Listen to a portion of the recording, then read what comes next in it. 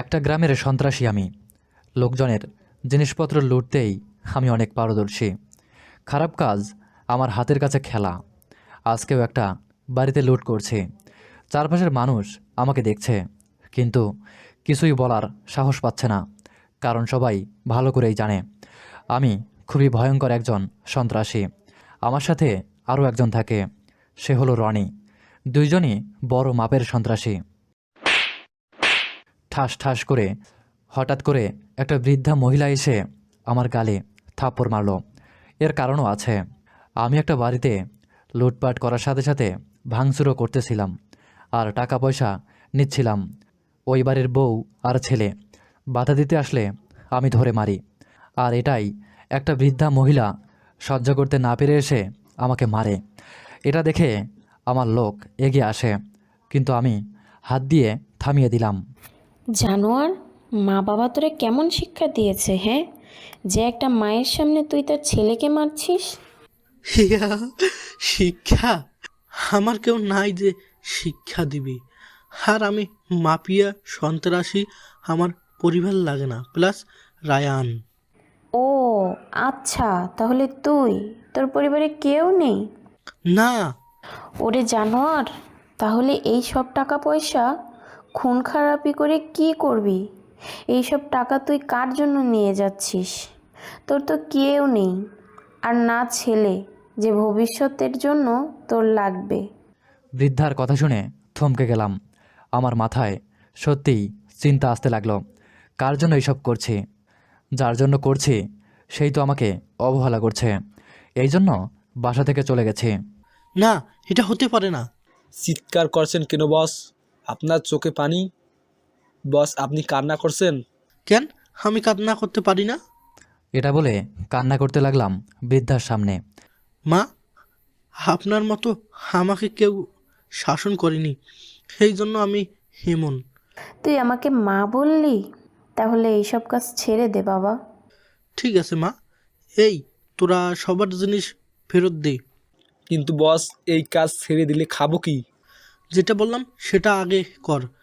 বসের কথা মতো সবাই লুট করা জিনিস ফেরত দিল। রাস্তা দিয়ে ছুটে চলেছে একটা মহিলা। কোলে তার 2 বছরের বাচ্চা, সাথে 7 বছরের একটা মেয়ে। কোনোভাবে বাচ্চা মেয়েটি নিজের মায়ের সাথে ছুটে চলেছে। পিছনে কিছু লোক তাড়া করছে। মহিলা দেখল দৌড়ে তাদের সাথে পারবে না, এই জন্য চারিপাশে তাকাতে লাগলো কোথাও পালানো যায় কিনা। আর সেটা পেয়েও গেল। পাশের পাঁচিলেই সাইডে লুকিয়ে পড়ল। নিজের মেয়েকে চুপ থাকতে বলে। কিছু সময় লোকগুলো খোঁজাখুঁজি করে চলে গেল, আর মহিলাটা সেখানে বসে রাত পার করতে লাগলো। পরের দিন সকালে মহিলাটা একটা মসজিদের সামনে আসলো। মা, আমার ক্ষুধা লাগছে। আচ্ছা শোনো, তুমি তোমার ভাইকে নিয়ে এখানে বসো, আমি দেখছি। মহিলাটি দুইজনকে রেখে চলে গেল খাবার খোঁজ করতে। মেয়েটি নিজের কোল থেকে ভাইকে নামিয়ে শানের উপরে শুয়ে দিল, আর মসজিদের সামনের রাস্তায় চলে গেল। মুয়াজ্জিন সাহেব মসজিদে ঢুকতে গিয়ে দেখল একটা বাচ্চা ছেলে কান্না করছে। তিনি সাথে সাথে দৌড়ে কোলে তুলে নেয়। বাচ্চাটি এভাবে কান্না করছে কেন? খেতে লাগছে নাকি? আর এইখানে পা ফেলে রেখে গেল কেন? নাকি এটা কারো পাপের ফল? মুয়াজ্জিম অনেক চিন্তা করে, বাচ্চাটাকে নিয়ে হাসি মুখে সেখান থেকে চলে যায়। আজ থেকে তুই আমার বাঁচার উপায়। তোর নিয়ে আমি ঢাকার শহরে গিয়ে নতুন করে জীবন শুরু করব।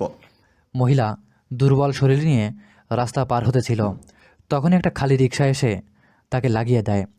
সাথে সাথে রাস্তায় পড়ে যায়। রিকশাওয়ালা রিকশা থেকে নেমে মহিলাটার কাছে আসে। মা, তুমি ঠিক আছো তো? জি চাচা, ঠিক আছে।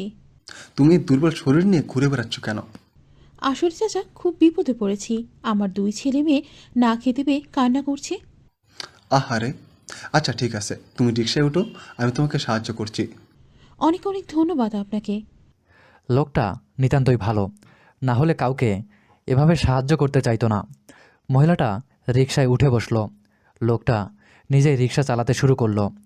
মহিলাটার বলা রাস্তায় যেতে লাগলো। ছোট বাচ্চা মেয়েটা রাস্তায় দাঁড়িয়েছিল তখনও। একটা প্রাইভেট কার এসে পড়ল, আর মেয়েটি ধাক্কা খেয়ে মাটিতে পড়ে গেল। সাথে সাথেই জ্ঞান হারিয়ে যায়। গাড়ি থামিয়ে দ্রুত গাড়ি থেকে নামলো একটা লোক, যার নাম শাহেদ। নেমে দেখলো একটা বাচ্চা মেয়ে। এই দেখ তো এখনো বেঁচে আছে নাকি। শাহেদের কথা শুনে ড্রাইভার দেখল এখনও বেঁচে আছে। স্যার এখনো বেঁচে আছে। চারপাশে দেখো, কাউকে দেখতে পাও নাকি। ড্রাইভার চারিপাশে খোঁজ করে কাউকেই পেল না। স্যার কেউ নেই। আচ্ছা ঠিক আছে, তাড়াতাড়ি গাড়িতে তোল, সুস্থ হলে ঠিকানা নিয়ে নিয়ে যাব। শাহেদের কথা শুনে ড্রাইভার মেয়েটাকে গাড়িতে বসালো আর সেখান থেকে চলে গেল। মহিলাটা রিকশায় করে যেই মসজিদের সামনে আসলো, কিন্তু গেটের কাছেই কাউকেই দেখতে পেল না। তাড়াতাড়ি নেমে সারা জায়গা খুঁজতে লাগলো, কিন্তু পেল না। পাগলের মতো কান্না করতে লাগলো। আমার ছেলে মেয়ে আমার সন্তান কোথায় গেল ওরা? মা তুমি শিওর তো তোমার সন্তানদের এখানে রেখে গেছিলে? হ্যাঁ, আমার ঠিক মনে আছে। দুজনে অনেক খুঁজলো, কিন্তু পেল না। মহিলাটা কান্না করতে লাগলো।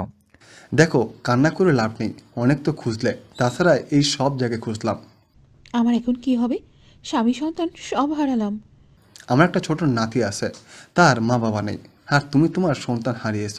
তাই বলছিলাম যে তুমি যদি আমার সাথে থাকো আর আমার নাতিটারে মানুষ করো, কিন্তু আমার ছেলে মেয়ে? ওদের আমি খুঁজতে থাকবো। ঠিক আছে চাচা। চাচা নয়, আজ থেকে বাবা বলে রেখো। ঠিক আছে বাবা। চলো এখন আমার বাসায় যাই। কিন্তু আমার সন্তান? আল্লাহ চাইলে খুব তাড়াতাড়ি পাবে। মহিলাটি কান্না করতে লাগলো। লোকটা বুঝিয়ে তাকে রিকশাতে তুলে বাসার দিকে রওনা দিল। শাহেদ শিকদার হাসপাতালে মেয়েটাকে নিয়ে যায়। কিছু সময় পর তার জ্ঞান ফিরে আসে আর কান্না করতে লাগলো। মা, আমার মা কোথায়? আর ভাই কোথায়? তুমি কান্না বন্ধ করো, তারপর আমাকে বলো কি হয়েছে। আমার মা, ভাই এই মসজিদের কাছেই ছিল। আমি এখনই সেখানে যাব। ঠিক আছে, আমি তোমাকে এখনই সেই জায়গায় নিয়ে যাচ্ছি। শাহেদ মেয়েটাকে নিয়ে আবারও আগের সেই মসজিদের কাছে আসলো। মেয়েটা চারিপাশে কাউকে দেখল না, এমনকি নিজের ভাই ছিল তাকেও পেল না। এটা দেখে মেয়েটি খুবই কান্না করতে লাগলো। আমার মা, ভাইরা কোথায়? খুব কান্না করতে লাগলো হেসকি তুলে। আরে আরে, কান্না করে না, হয়তো তারা কোথাও চলে গেছে। অনেক সময় তো হলো তুমি এখানে ছিলে না। এখন আমি কোথায় যাব? আমি কি করব? চিন্তা করতে হবে না, তুমি আজ থেকে আমার সাথেই থাকবে। কিন্তু আমার মা? তোমার মাকে অবশ্যই পাবো। তাছাড়া তুমি আমার কাছে নিজের মেয়ের মতো করে রাখবো। যাবি আমার সাথে? ঠিক আছে। মেয়েটা মাথা ঝাঁকিয়ে হ্যাঁ বলল। শাহেদ মেয়েটাকে নিয়ে নিজের বাসার দিকে চলে গেল। কিছু মুহূর্তের মাঝেই সব ওলটপালট হয়ে গেল। কার ছেলে মেয়ে কার কাছে গেল, ভবিষ্যতে কি হবে তা অজানা। দীর্ঘ 5 বছর পর পড়াশোনা শেষ করে বাসায় ফিরছে মাহিম শাহরিয়ার। এই জন্য পুরো শাহরিয়ার ভবন সাজিয়েছে মাহিমের বাবা নাজমুল শাহরিয়ার। দুপুর গড়িয়ে বিকেল হয়েছে। এই সময়ে ঢাকা শহরে বেশিরভাগ মানুষ ঘুরতে ব্যস্ত, আবার কেউ নিজের কাজে। ভিড়ের মাঝে মাহিম নিজের গাড়ি করে বাসায় ফিরছে। সামনে ও পিছনে 2টা করে গাড়ি, যেটায় মাহিমকে প্রোটেক্ট দেওয়ার জন্য। হঠাৎ গাড়ি পরপর থেমে গেল। মাহিম সামনে তাকিয়ে দেখল গাড়ি ট্রাফিকে আটকে পড়েছে। মাহিম বিরক্ত নিয়ে পাশের জানালা খুলে রাস্তার পাশের চোখ যেতেই তার চোখ থমকে গেল। এক রূপসী মেয়ে ফুচকার দোকানে বসে বান্ধবীদের সাথে ফুচকা খাচ্ছে। মাহিম তার সম্পূর্ণ মুখ দেখতে পারছে না, কারণ পাশে আরেকটা গাড়ি দাঁড়িয়ে আছে। মাহিম অনেক চেষ্টা করলো, কিন্তু ব্যর্থ হলো। মেয়েটার হাতে সুন্দর করে কিছু লেখা, কিন্তু দূরে থেকে বুঝতে পারছে না। হঠাৎ গাড়ি চলতে শুরু করলো। কিছু সময়ের জন্য মাহিমের সামনে মেয়েটার চেহারা ভেসে ওঠে। মাহিমের মুখ দিয়ে একটা কথাই শোনা গেল, অপরূপ সুন্দর বালিকা তুমি। শাহরিয়ার ভিলার গেটের দরজা খুলে দিলে পরপর গাড়ি প্রবেশ করল। ঢাকা শহরে যদি কিছু নামি দামি বাড়ি থাকে, তাহলে তার মাঝে এই শাহরিয়ার ভিলা অন্যতম। গার্ড এসে গাড়ির দরজা খুলে দিল। আমি বের হবার সাথে সাথেই সবাই ফুল ছুঁড়ে মারতে লাগলো।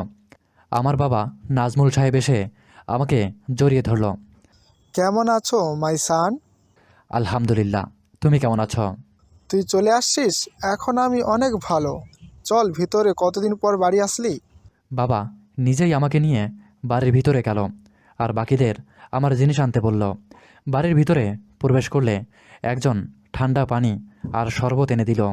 আমি সোফায় বসে সেটা পান করলাম। বাবা আমার খুব ক্লান্ত লাগছে, আমি ফ্রেশ হয়ে আসি। আমার রুমে সব কিছু ঠিক আছে তো? সব ঠিক করে রেখেছি তুই আসার আগেই। আমার ব্যাগগুলো আমার রুমে পাঠিয়ে দিও। এটা বলে আমি দোতলায় নিজের রুমে চলে গেলাম। আর বাবা বলতে লাগলো, ভাবছি আজ আমার ছেলে আসছে, তোমাকে তো রান্না করতে বলছিলাম, করেছো তো? হুম, সব রেডি। ঠিক আছে।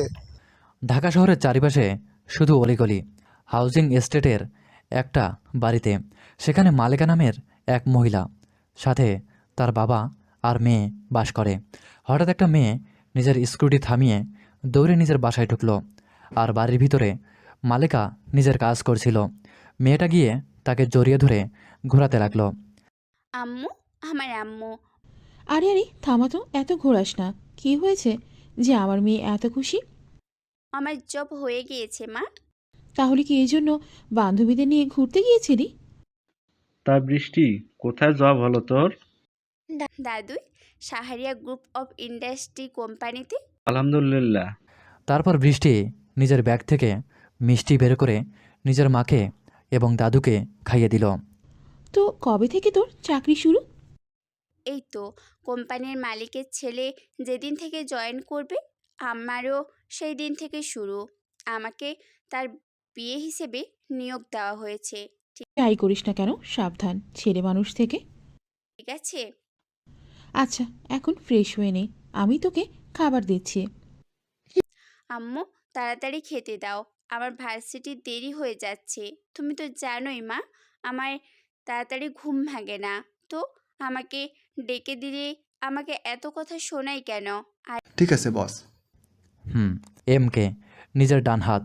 এমকের সাথে কথা বলে ফোনটা রেখে দিয়ে ভাবতে লাগলাম, একবার যখন এসেছি সব অন্যায় চুকিয়ে দেব। কথাগুলো বলেই হাসতে লাগলাম। রাতে নিজের গাড়ি নিয়ে বাইরে বের হলাম। অনেক দিন পরে নিজের দেশে আসছি, এই জন্য একটু ঘোরাঘুরি করছি। প্রতিবারই আমি নিজের গাড়ি নিয়ে রাতের অন্ধকারে বের হই, কারণ অন্ধকার জিনিসটা আমার খুবই প্রিয়। দিনের আলোয় ঘোরাঘুরি শেষ, রাতের ঝিঝি পোকার ডাক, বিভিন্ন পশু পাখির ডাক, নিরিবিলিভাবে ঘুরতে বরাবরই আমার অনেক ভালো লাগে। আজও সেটার ব্যতিক্রম হয়নি।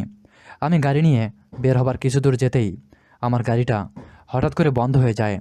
আমি বিরক্ত শোষক গাড়ি থেকে বের হয়ে দাঁড়ালাম। তারপর সামনের ইঞ্জিন খুলে দেখলাম যে ইঞ্জিন পুড়ে গেছে। ধুর, গাড়ি নষ্ট হবার আর সময় পেল না। এখন আমি কিভাবে ঘুরবো চারপাশ? কথাগুলো বলে আমি একটু চারপাশে দেখতে লাগলাম যে কোনো গাড়ি আসছে কিনা, কিন্তু অনেক সময় হয়ে যাওয়ার পরও কোনো গাড়ি আসলো না। তাই আমি নিজের বন্ধু নাফিসকে ফোন দিলাম। হ্যালো নাফিস, হ্যাঁ মাহিম, বল। আমি যে দেশে আসছি তোর তো কোনো খোঁজখবরই নেই। আর বলিস না বন্ধু, একটু কাজে বিজি ছিলাম। তো এখন কি ফ্রি আছিস? হ্যাঁ আসি, কিছু বলবি? তোর বাইকটা নিয়ে এখানে চলে আয়। আচ্ছা ঠিক আছে, তুই অপেক্ষা কর 5 মিনিট, আমি 10 মিনিটের ভেতর আসছি। আচ্ছা ভাই, তাড়াতাড়ি আসিস। আমি নাফিসের জন্য অপেক্ষা করতে লাগলাম, কিন্তু তখনই ঘটল একটা বিপত্তি। হঠাৎ রাস্তার পাশে গাছগাছালির ভিতর থেকে কিছু আওয়াজ শুনতে পেলাম, তাই সেই দিকে যেতে লাগলাম। হঠাৎ দেখতে পেলাম দুই পক্ষের লোক কিছু ব্যাগ নিয়ে দাঁড়িয়ে আছে এবং কিছু কথাও শুনতে পেলাম। জি বস, এই 1 মাসের ভিতরে সব কাজ হয়ে যাবে। হ্যাঁ, এই কাজটি হয়ে গেলে আমি এরপরে আরও বড় ধরনের প্রজেক্ট নিয়ে কাজ করতে চাই।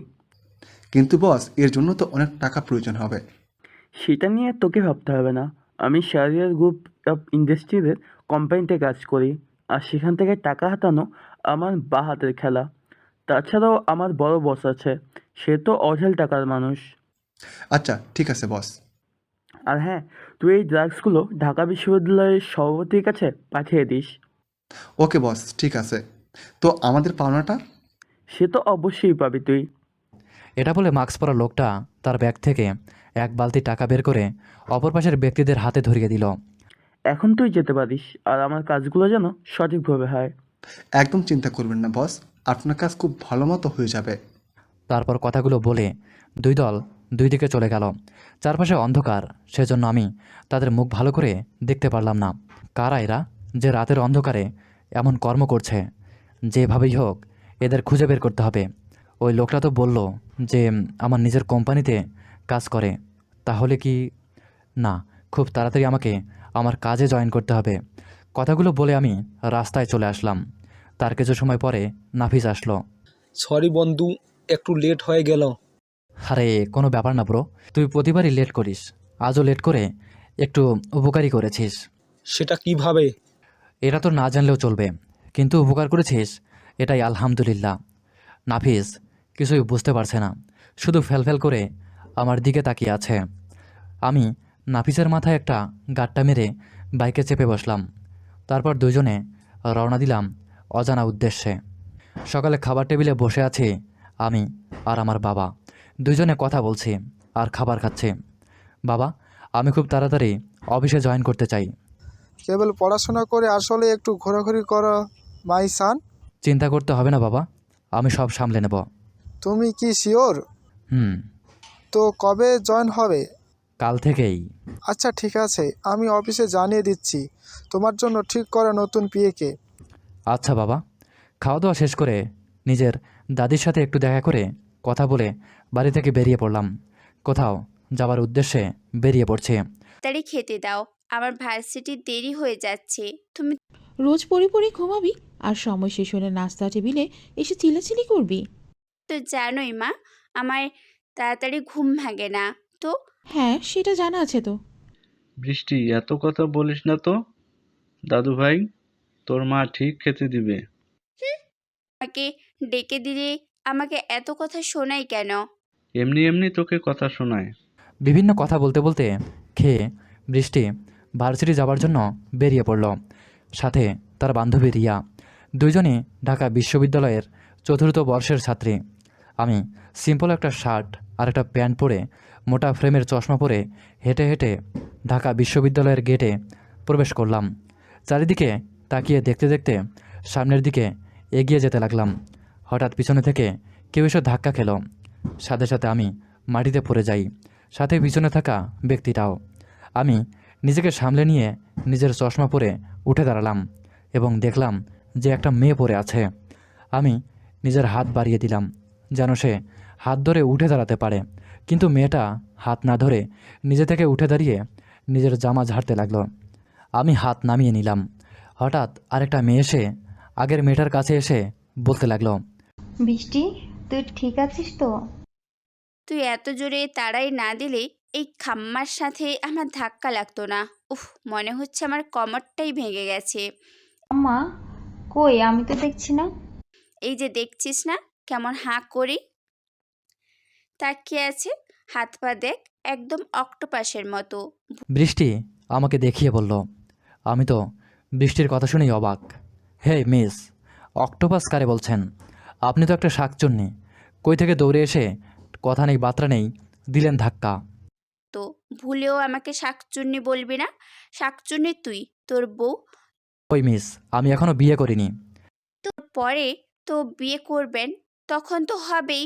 এই বৃষ্টি, ঝগড়া বাদ দে আর চল ক্লাস করতে হবে। এমনিতে তোর জন্য রোজ আসা হয় না, আজ এসেও কি মিস করবি? আজ ক্লাস করব, না হলে তোরে দেখে নিতাম এই বৃষ্টিকে ধাক্কা দেওয়ার ফল। এই কথাটা বলার সময় সেখানে উপস্থিত হলো নিলয় আর তার দলবল। এসেই বৃষ্টিকে বলতে লাগলো, কোনো সমস্যা বৃষ্টি? এই ছোট লোক কি তোমাকে কোনোভাবেই বিরক্ত করেছে? ছেলে তোমাকে বলেই লাভ নেই। তুমি তো জানো আমি তোমাকে কত ভালোবাসি, আর তোমার সমস্যা মানে আমার সমস্যা। আমার ফালতু কথা শোনার টাইম নেই আমার। এই চলো তো। বলে বৃষ্টি আর রিয়া চলে গেল। আমি একধানে তার চলে যাওয়ার দিকে তাকিয়ে আছি। হঠাৎ নিলয় আমার বুকে থাপ্পড় মারল, সাথে সাথে আমি নিজের বুকে হাত দিলাম। তুই কে আমি জানি না, কিন্তু ভুলেও আমার বৃষ্টির দিকে নজর দিবি না। ভার্সিটিতে আসছিস, পড়বি, চলে যাবি, কিন্তু বেশি কিছু করলে আমাকে তো চিনিস। কে ভাই আপনি? আরে এই নিলয়কে চেনে না, দেখ কত বড় গাধা। নিলয়ের সাথে থাকা আবির বলল, আরে নীলয় ভাই, হ্যালো, এই ভার্সিটি বস।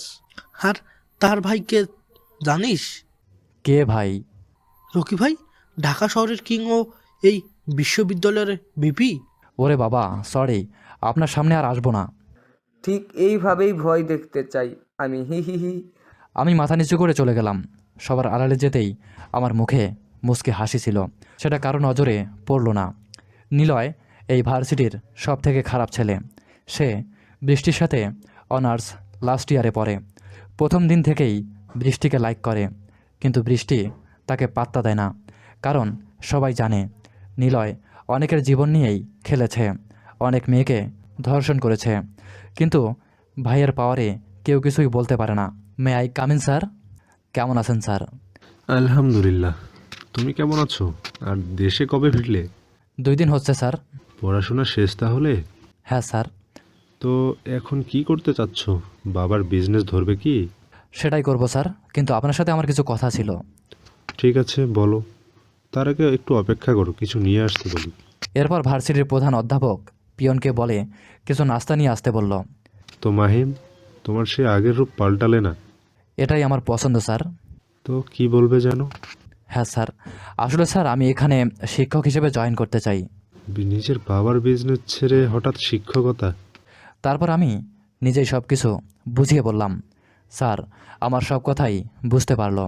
তারপর বলল, আচ্ছা ঠিক আছে, তোমার ব্যবস্থা করে দেব। তো কয়টা আর কোন ডিপার্টমেন্টে নিতে চাও? 4th বর্ষের ক্লাসে। আর কোন বিভাগে এটা আমি পরের দিন এসে বলবো। আচ্ছা ঠিক আছে। আমি আরও কিছু সময় স্যারের সাথে কথা বললাম, নাস্তা সেরে নিলাম। কিছুক্ষণ পর, স্যার আমি তাহলে আসি, ইনশাআল্লাহ কাল দেখা হবে। ওকে মাহিম। আমি স্যারের থেকে বিদায় নিয়ে রুম থেকে বেরিয়ে পড়লাম। আর অধ্যাপক আলফাজউদ্দিন নিজেই বলতে লাগলো, না জানি ভবিষ্যতে কি ঘটাবে, তবে ভালো খারাপ কিছু একটা হবে সেটা বোঝাই যাচ্ছে। এখন শুধু দেখার অপেক্ষা। হাঁটতে হাঁটতে ক্যাম্পাস থেকে বেরিয়ে গেলাম। চারপাশে চোখ বুলিয়ে একজনকে খুঁজতে লাগলাম, কিন্তু কাঙ্ক্ষিত ব্যক্তিকে পেলাম না।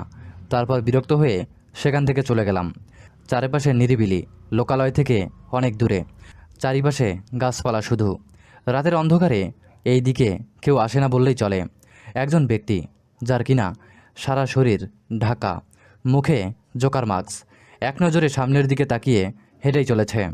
হঠাৎ একটা বড় গাছের কাছে চলে আসলাম। গাছের একটা জায়গায় হাত দিলাম, সাথে সাথে গাছ থেকে একটা দরজা বেরিয়ে আসলো। সেই গাছের ভিতরে ঢুকে যাবার সাথে সাথে দরজাটা আবারও আগের মতো হয়ে গেল, যেটা লোকচক্ষুর আড়ালে। আমি ভিতরে প্রবেশ করলাম, সাথে একজন আমাকে এসে কুর্নিশ করলো। আপনাকে স্বাগতম, মাফিয়া বস এমকে। সবাই উপস্থিত তো? জি বস। সবগুলো গেট বন্ধ করে দিয়েছ তো? জি বস, আপনার কথা মতন সব গেট আগে বন্ধ করে দিয়েছি, আর তার আগে সবাই উপস্থিত হয়েছে। তাহলে চলো যাওয়া যাক। লোকটা সামনে হাঁটতে লাগলো, আর আমি পিছনে পিছনে যেতে লাগলাম। আমি গিয়ে সবার সামনে থেকে স্টেজে গেলাম। সবাই আমাকে কুর্নিশ করলো। কেমন আছেন আপনারা? ভালো, আপনি? আমিও ভালো আছি। দেশে অনেক অপরাধ বেড়েছে, বিশেষ করে আমাদের দেশের বিশ্ববিদ্যালয়গুলোতে মেধাবী ছাত্রছাত্রীদের মাঝে ড্রাগস ছড়িয়ে দেওয়া হচ্ছে, আরও অনেক অনেক ধরনের মাদকদ্রব্য। আমাদের এখন কি করতে হবে? বেশি কিছু করতে হবে না। আপনারা শুধু আমার বা এনকে বলা বিশ্ববিদ্যালয়গুলোতে যাবেন ছদ্মবেশে, আর সব রিপোর্ট হেডকোয়ার্টারে দেবেন। ঠিক আছে বস। তারপর আরও অনেক কথা বললাম, বিশেষ করে ঢাকার মধ্যে যারা এই খারাপ কাজের হেড, তাকে খুঁজে বের করতে বললাম। নিজের মিটিং শেষ করে আমি এবং এনকে সেই জায়গা থেকে বেরিয়ে পড়লাম। আর অন্যরা যে দিক দিয়ে এসেছিল সেই দিকেই চলে গেছে। মন্ত্রী আসাদ, ঢাকার একজন নামকরা মন্ত্রী, সবার কাছে তিনি ভালো মানুষ। গরিব মিসকিনকে সাহায্য করা তার মূল ধর্ম। আজকেও মিরপুর 12-তে অন্ন বস্ত্র বিতরণ করছে। ঠিক সেই সময়ে তার কাছে একটা ফোন আসলো। বস, একটা খারাপ খবর আছে। আমি এখন এক কাজে ব্যস্ত আছি, রাতে আমার অফিসে চলে আসিস, সেখানে কথা হবে। ঠিক আছে স্যার। আসাদ ফোন কেটে ভাবতে লাগলো কি এমন খারাপ হয়েছে। তখন পাশে থেকে তার ভাই শুভ বলল, ভাই কি এত ভাবছেন, মানুষ দাঁড়ায় আছে তো। তেমন কিছু না। এটা বলে আবারও বিতরণ করতে লাগলো, কিন্তু মনের মাঝে কি খারাপ ঘটেছে সেই চিন্তাভাবনা চলছে। এক একজন করে নিয়ে যাচ্ছে, আর আসাদকে দোয়া করে যাচ্ছে। রাতের খাবার খেতে বসেছে বৃষ্টি, তার মা আর তার দাদু। আম্মু কাল কিন্তু খুব তাড়াতাড়ি ডাকবে, আর এটা তো রোজ বলিস, কিন্তু ডাকলে তো উঠিস না। না ডাকলে ডেকো, আমি উঠবো, না হলে অফিস যেতে দেরি হয়ে যাবে। কাল থেকে তোর অফিস শুরু। মা, স্যার যেতে বলেছে। কাল নাকি নতুন এমডি আসবে। ঠিক আছে। সে যাই হোক দিদিমণি, তুমি অফিসে যাবে, কিন্তু বড়লোকদের সাথে বেশি মিশামিশির দরকার নেই, কারণ তারা বেশিরভাগই অনেক খারাপ হয়ে থাকে। তোমার কথা আমার খুব মনে থাকবে। তো বৃষ্টি, তুই যদি অফিসে যাস তাহলে ভার্সিটিতে ক্লাস করবি কিভাবে? আমি তো অফিসে তত সময় থাকবো যত সময় এমডি স্যার থাকবেন। তাছাড়া ভার্সিটিতে গুরুত্বপূর্ণ ক্লাস না হলে তেমন একটা যাব না। দেখ, তোর যেটা ভালো মনে হয়, কিন্তু এই অফিসের পাল্লায় পড়ে যেন লাস্ট ইয়ারে এক্সামে রেজাল্ট খারাপ না হয়। এটা নিয়ে একদম চিন্তা করতে হবে না মা তোমাকে।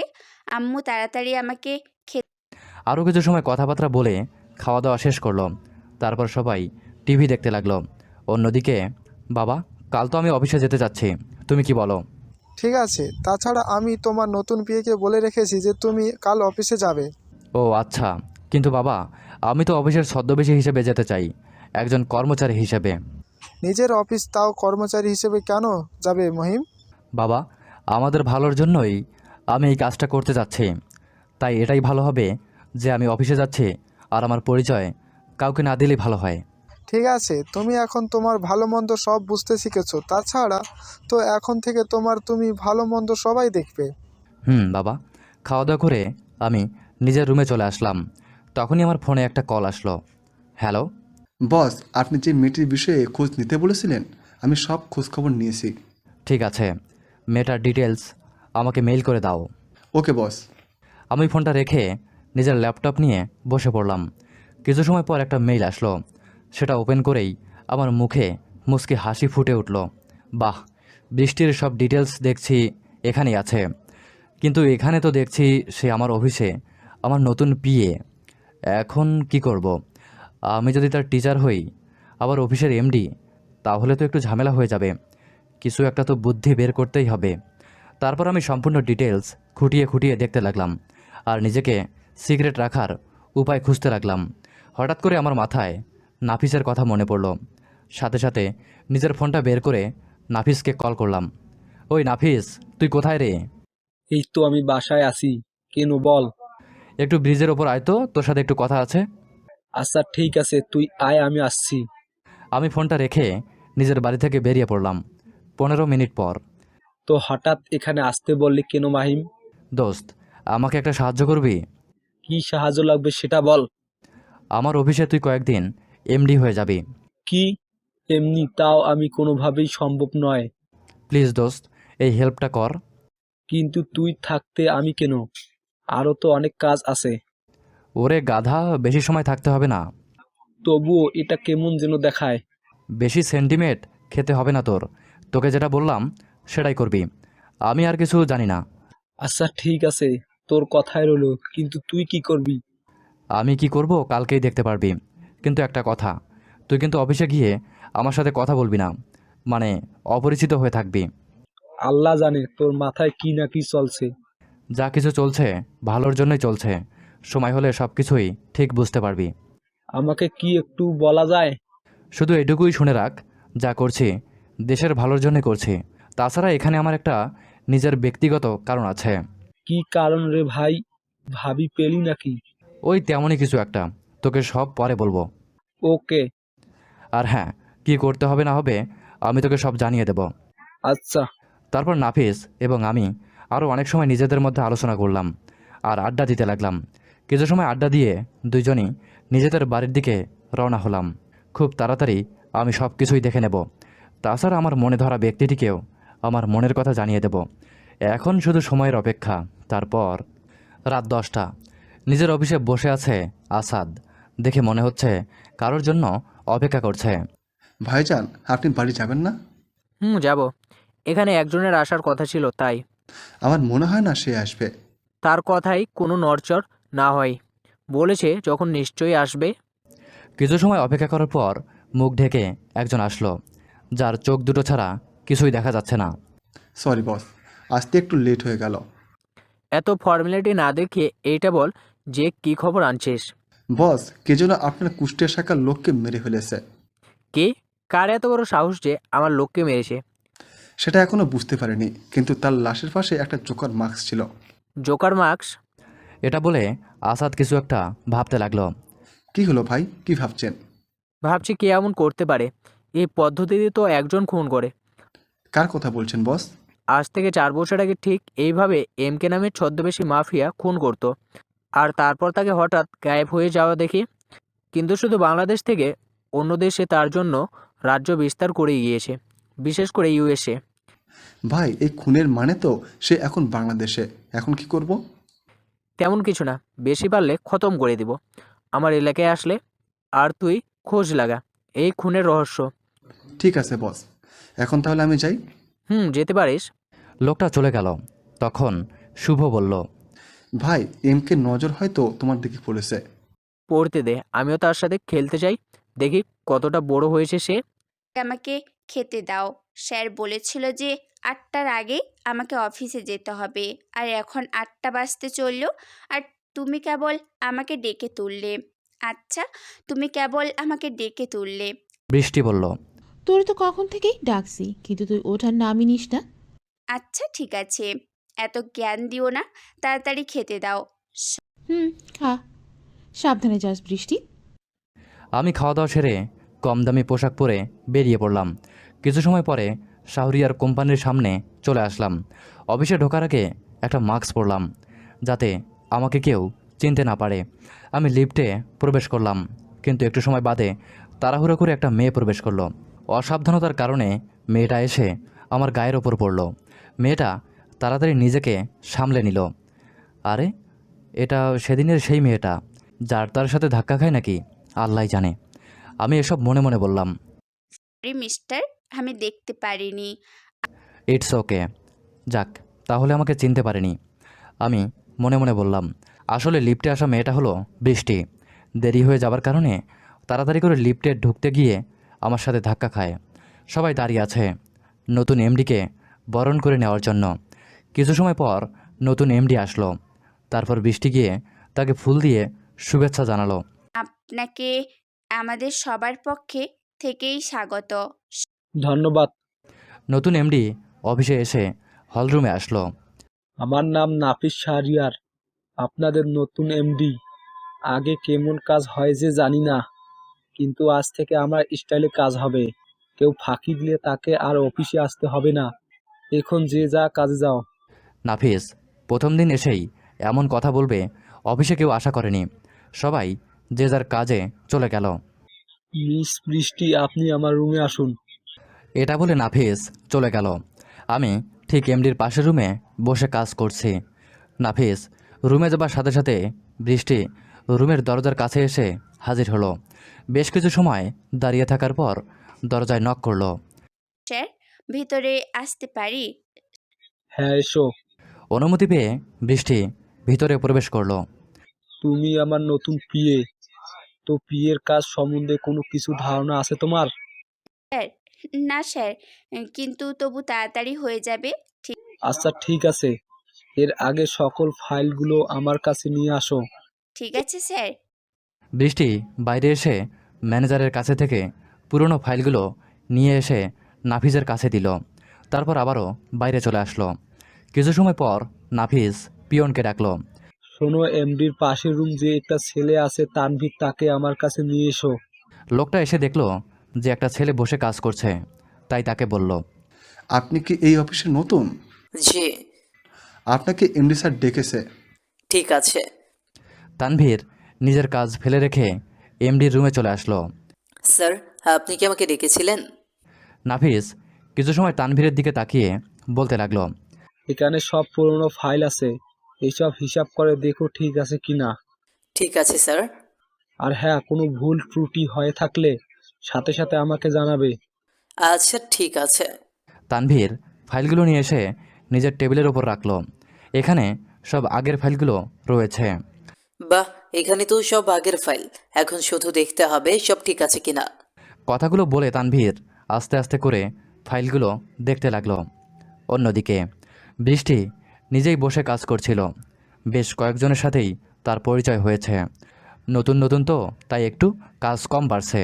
তানভীর সামনে তাকিয়ে দেখলো একটা মেয়ে কিনা কাজ করছে, আর বিরক্ত হয়ে চুলগুলো কানের কাছে গুজিয়ে রাখছে। এই দৃশ্য দেখে তো তানভীর একদম ফিদা হয়ে গেল। নিজের কাজ বাদ রেখে এসে মেয়েটার দিকে এক ধ্যানে তাকিয়ে রইল। হঠাৎ বৃষ্টি নিজের বাম দিকে তাকিয়ে দেখল যে একটা ছেলে তার দিকে তাকিয়ে আছে। প্রথমে উপস্থিত তাকিয়ে দেখল যে অন্য কাউকে দেখছে নাকি, কিন্তু না, তার দিকে তাকিয়ে আছে। তাই বৃষ্টি বিরক্ত হয়ে নিজের চেয়ার ছেড়ে হাঁটতেই তার কাছে আসলো এবং চোখের সামনে তুড়ি বাজালো।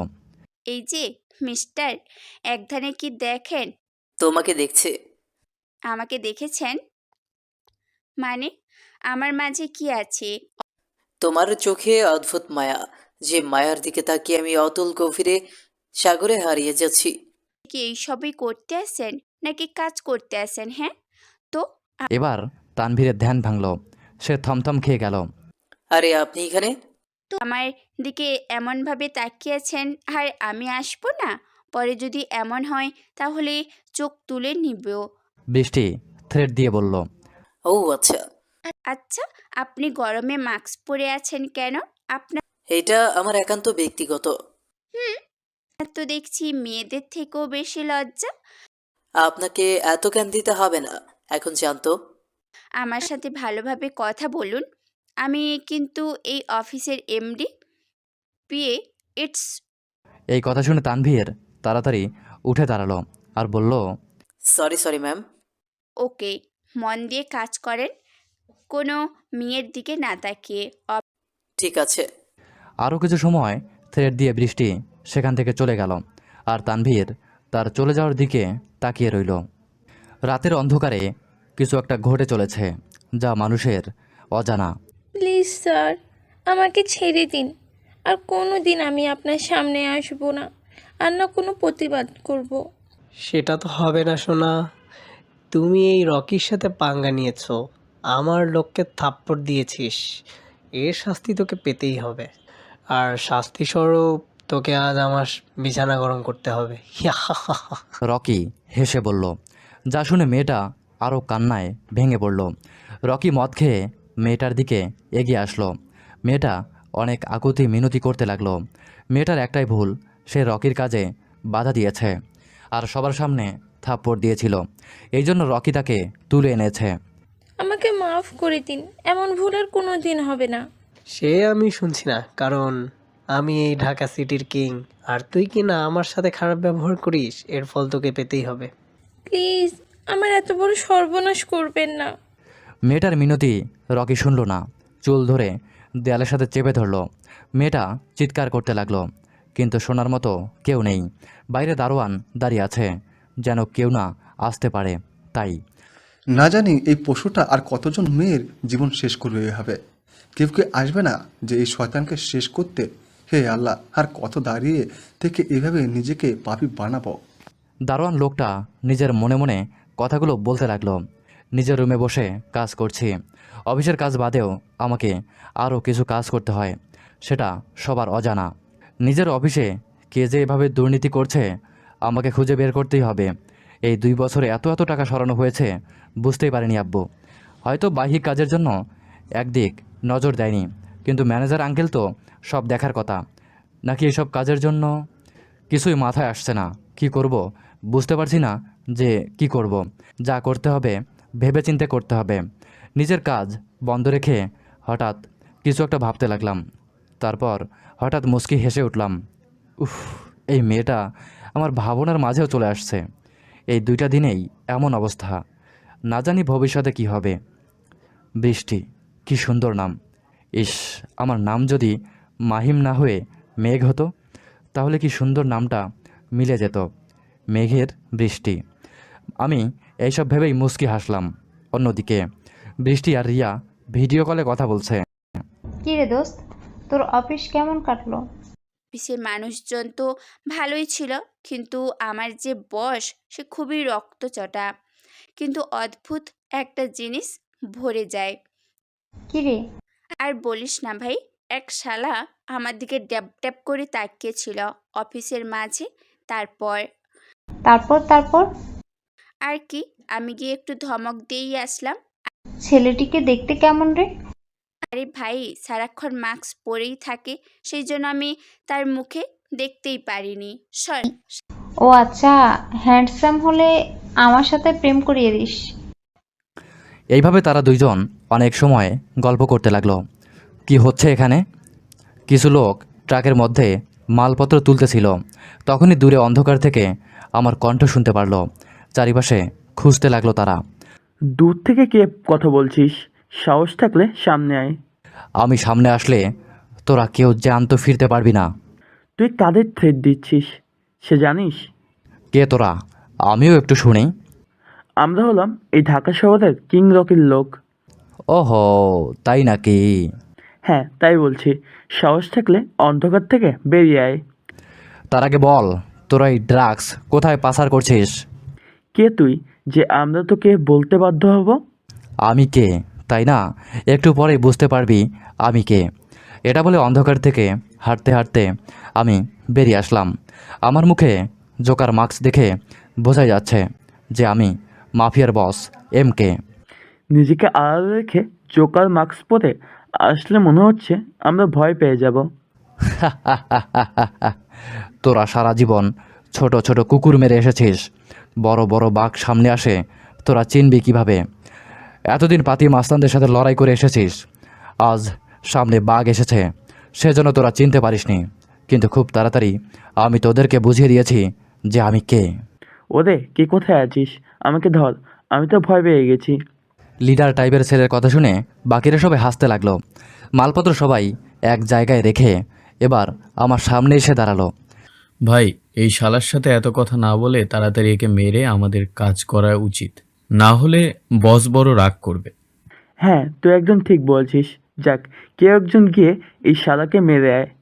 লিডার ছেলেটার কথা শুনে আমাকে একজন মারার জন্য এগিয়ে আসলো। যখনই আমাকে ছুরি দিয়ে আঘাত করতে যাবে, দূর থেকে একটা বুলেট এসে তার মাথা ভেদ করে বেরিয়ে গেল। সাথে সাথেই ধূপ করে সে মাটিতে পড়ে গেল। এটা দেখে বাকি লোকগুলো আটকে উঠল এবং চারিপাশে চোখ বোলাতে লাগলো। বস, আমার মনে হয় এই শালা একলা আসেনি, এর সাথে আরো লোক আছে। আমারও তাই মনে হচ্ছে। এই তোরা সবাই ওই নিজেদের বন্দুক বের করে আর ওই শালাকে ঝাঁঝরা করে দে। ঠিক আছে বস। লিডারের কথা শুনে সবাই নিজের বন্দুক বের করে আমার দিকে তাক করলো। কিন্তু গুলি চালানোর আগেই কোথায় থেকে বুলেট এসে সবার বডি ডেড করে বেরিয়ে গেল। সাথে সাথেই সেখানে লাশের স্তূপ হয়ে গেল। লিডার লোকটা ভয়ে কাঁপতে লাগলো। কে তুই যে এক নিমেষেই আমার এত লোককে তুই মেরে ফেললি? আমি কে তোর না জানলেও চলবে, কিন্তু এখন তুই বল তোর বড় বসের নাম কি? আমার বসের নাম রকি। না না না, আমি তোর আসল বিগ বসের নাম জানতে চেয়েছি। সেটা আমি মরে গেলেও বলবো না। ঠিক আছে, তাহলে তোকে আর বাঁচিয়ে রেখে লাভ নেই। এটা বলে আমি লোকটার দিকে বন্দুক তাক করলাম। এখনও সময় আছে, ভালোই ভালোই বলে দে তোর বিগ বস কোথায়? এবার লোকটা ভয়ে কাঁদতে লাগলো। প্লিজ আমাকে ছেড়ে দিন, আমি তো কিছুই জানি না। তাহলে তোর বেঁচে থেকে কোনো লাভ নেই, কারণ তোর দ্বারায় হাজার হাজার ছেলে মেয়ে নষ্ট হচ্ছে। এটা বলে আমি লোকটার মাথা বরাবর শ্যুট করলাম। সাথে সাথে সেখানে লোকটা মারা গেল। কেউ একজন আমার কাছে আয়। এটা বলার সাথে সাথেই আমার কাছে একজন ব্যক্তি আসলো। বলুন বস। এই সব কিছু আমার গোডাউনে নিয়ে গিয়ে ড্রাগসগুলো সব পুড়িয়ে ফেল। ঠিক আছে বস। আমি কিছু একটা ভেবে নিজের বাইক নিয়ে চলে গেলাম। আর তারপর লোকটা ড্রাগসের ট্রাক নিয়ে চলে গেল। পড়ে রইল শুধু লাশ আর লাশ, চারপাশে শুধু রক্তের গন্ধ। ব্রেকিং নিউজ, গাজীপুরের শুনশান এলাকায় রক্তাক্ত অবস্থায় কয়েকজনের মৃতদেহ পাওয়া গিয়েছে। তাদের প্রত্যেকেরই শরীরে গুলি পাওয়া গেছে। তাদের মারার কারণ হচ্ছে এরা নাকি সব ড্রাগস পাচার করত। এই খবরটি আমরা জানতে পেরেছি সেখানে কিছু কাগজ পড়েছিল, সেটার উপর সব ডিটেইল লেখা ছিল, আর এখানে একটা জোকার মাস্ক পড়েছিল। সাংবাদিক আরও অনেক কথা বলতেছিল। এই খবর চ্যানেল তাড়াতাড়ি পাল্টা, আমার রাগ উঠছে। রকি রেগে বলল। রকির পাশে থাকা ছেলেটা তাড়াতাড়ি খবরের চ্যানেল পাল্টালো। কার এত বড় সাহস আমার এলাকাতে এসে আমার লোকেদের মেরে মাল নিয়ে গেছে? ওর বুকের পাটা আছে বলতে হয়, না হলে এই রকির সাথে পাঙ্গা নিত না। বস, ড্রাগসগুলোর কি করবেন? ওখানে তো পুরো 300 কোটি টাকার ড্রাগস ছিল। এটা বলে তুই আবার কাটা ঘায়ে আর লবণ ছিটা দিচ্ছিস? সরি বস, আমি শুধু এর উপায় জানতে চেয়েছি। যার সাথে ডিল করেছিলেন সে যদি... হঠাৎ রকির ফোনে একটা কল আসে। রিসিভ করেই অপর পাশ থেকে শুনতে পারল। বস, কালকের ওই মেয়েটি সুইসাইড করেছে। মিডিয়া এখন উঠে পড়ে লেগেছে। ও আচ্ছা, যেভাবেই হোক এটার ধামাচাপা দিয়ে দে, যত টাকা লাগে আমি দেব। ঠিক আছে বস। ফোন রেখে রকি রেগে চিল্লিয়ে বলে ওঠে, তোরা এমন হা করে আছিস কেন? আমার কি রূপ চেহারা বের হয়েছে? যা, কে আমার এত বড় ক্ষতি করলো খুঁজে বের কর, যা। রকির চিৎকার শুনে সবাই চলে গেল। আর রকি চিন্তা করতে লাগলো, বাংলা বিভাগের ক্লাসের ছেলে মেয়ে নিজেদের মাঝেই কথা বলছে। তখন সেই রুমে প্রধান অধ্যাপক প্রবেশ করলো। তাকে দেখে সবাই চুপ হয়ে দাঁড়িয়ে সম্মান করলো। বৃষ্টি আর অন্যদিকে থাকা নিলয় তো স্যারের সাথে থাকা ছেলেটাকে দেখেই অবাক হয়ে গেল। কারণ না হয় একটু পরেই বুঝতে পারবেন। কেমন আছো সবাই? আলহামদুলিল্লাহ, আপনি কেমন আছেন স্যার? আমার পাশে যাকে দেখছো সে হলো মাহিম ইসলাম, তোমাদের বাংলার নতুন অধ্যক্ষ। সারা কিন্তু স্যার, আগে স্যারের কি হলো? বৃষ্টি জিজ্ঞেস করলো, তোমাদের আগের স্যার কিছুদিনের ছুটিতে গেছে, তাই আজ থেকে তিনি তোমাদের ক্লাস নেবে। Okay sir, no sir. Ajmal Hossain চলে গেল আর আমি ক্লাস নিতে লাগলাম। সবার সাথে পরিচয় হয়ে নিলাম। আমি তো ক্লাস নিচ্ছি, বৃষ্টি তো একভাবে আমার দিকে তাকিয়ে আছে। বৃষ্টি বুঝতেই পারছে না কেন এমন তাকিয়ে থাকতেই তার ভালো লাগছে। বৃষ্টির পাশে বসে থাকা রিয়া বৃষ্টিকে খোঁচা মারল। হঠাৎ এমন করাতে বৃষ্টি উফ করে চিৎকার করে উঠল। সাথে সাথে সবাই তার দিকে তাকালো। Any problem miss? No sir. মনোযোগ দিয়ে ক্লাস করেন। আমি আবারও ক্লাস নিতে লাগলাম। রে, খোঁচা দিলি কেন? যেভাবে তুই তাকিয়েছিলি আমি তো বুঝতেই ছিলাম। জি স্যার। সে আমি ঠিক বুঝি। দোস্ত, এ তো দেখে আমাদের স্যার। স্যার বা অন্য কিছু আমার কাছে চলবে না, বেশি করলে বাইরে গিয়ে শিক্ষা দিয়ে দিব। আর আমার বৃষ্টির দিকে হাত বাড়ালে ওরে জানে মেরে দিব। আমি একটা জিনিস খেয়াল করেছি যে বৃষ্টি এক ধ্যানে স্যারের দিকে তাকিয়ে থাকতে। সেটা তো আমিও দেখছি, আর এটাও দেখছি স্যার মাঝে মাঝে বৃষ্টির দিকে নজর দিচ্ছে। আচ্ছা নিলয়, তোর পাখি উড়ে যাচ্ছে না তো? সেটা কোনোভাবেই হতে দিব না। আমি দেখলাম দুইজন ছেলে কথা বলছে, তবুও কিছু বললাম না। ক্লাস নিয়ে বেরিয়ে গেলাম। ভার্সিটি শেষ করে বৃষ্টি বের হলো নিজের অফিসে যাবে বলে। তখনই রাস্তার মাঝে নাফিসের সাথে দেখা হয়ে যায়। নাফিস গাড়ি থামিয়ে বৃষ্টিকে বলল, মিস অফিসে যাচ্ছেন তাই না? উঠে পড়েন, আমিও যাচ্ছি। আপনি যান, আমি আসছি। বেশি বুঝেন কেন, উঠে পড়েন। বৃষ্টি দেখলো বেশি কথা বললে হিতে বিপরীত হতে পারে, তাই তাড়াতাড়ি গাড়িতে উঠে পড়ল। নাফিস গাড়ি চালাতে লাগলো। দুইজনই চুপ, কেউ কোনো কথা বলছে না। কিছু সময় পর দুইজনে অফিসে চলে আসলো। বৃষ্টি গাড়ি থেকে নেমে দুইজন একসাথে অফিসে প্রবেশ করলো। সবাই একবার তাকিয়ে আবারও নিজেদের কাজে করতে লাগলো। কিন্তু একজন ব্যক্তি খুব গভীরভাবে তাদের দিকে নজর নিক্ষেপ করলো।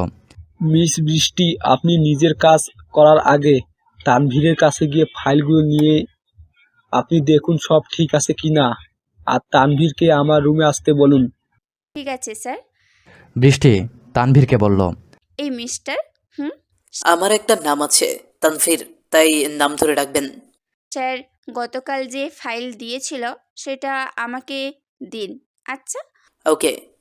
তানভীর ফাইলগুলো দিয়ে দিল। এত গরমে আপনি মাস্ক পরে আছেন কেন? সেটা আমার ইচ্ছা।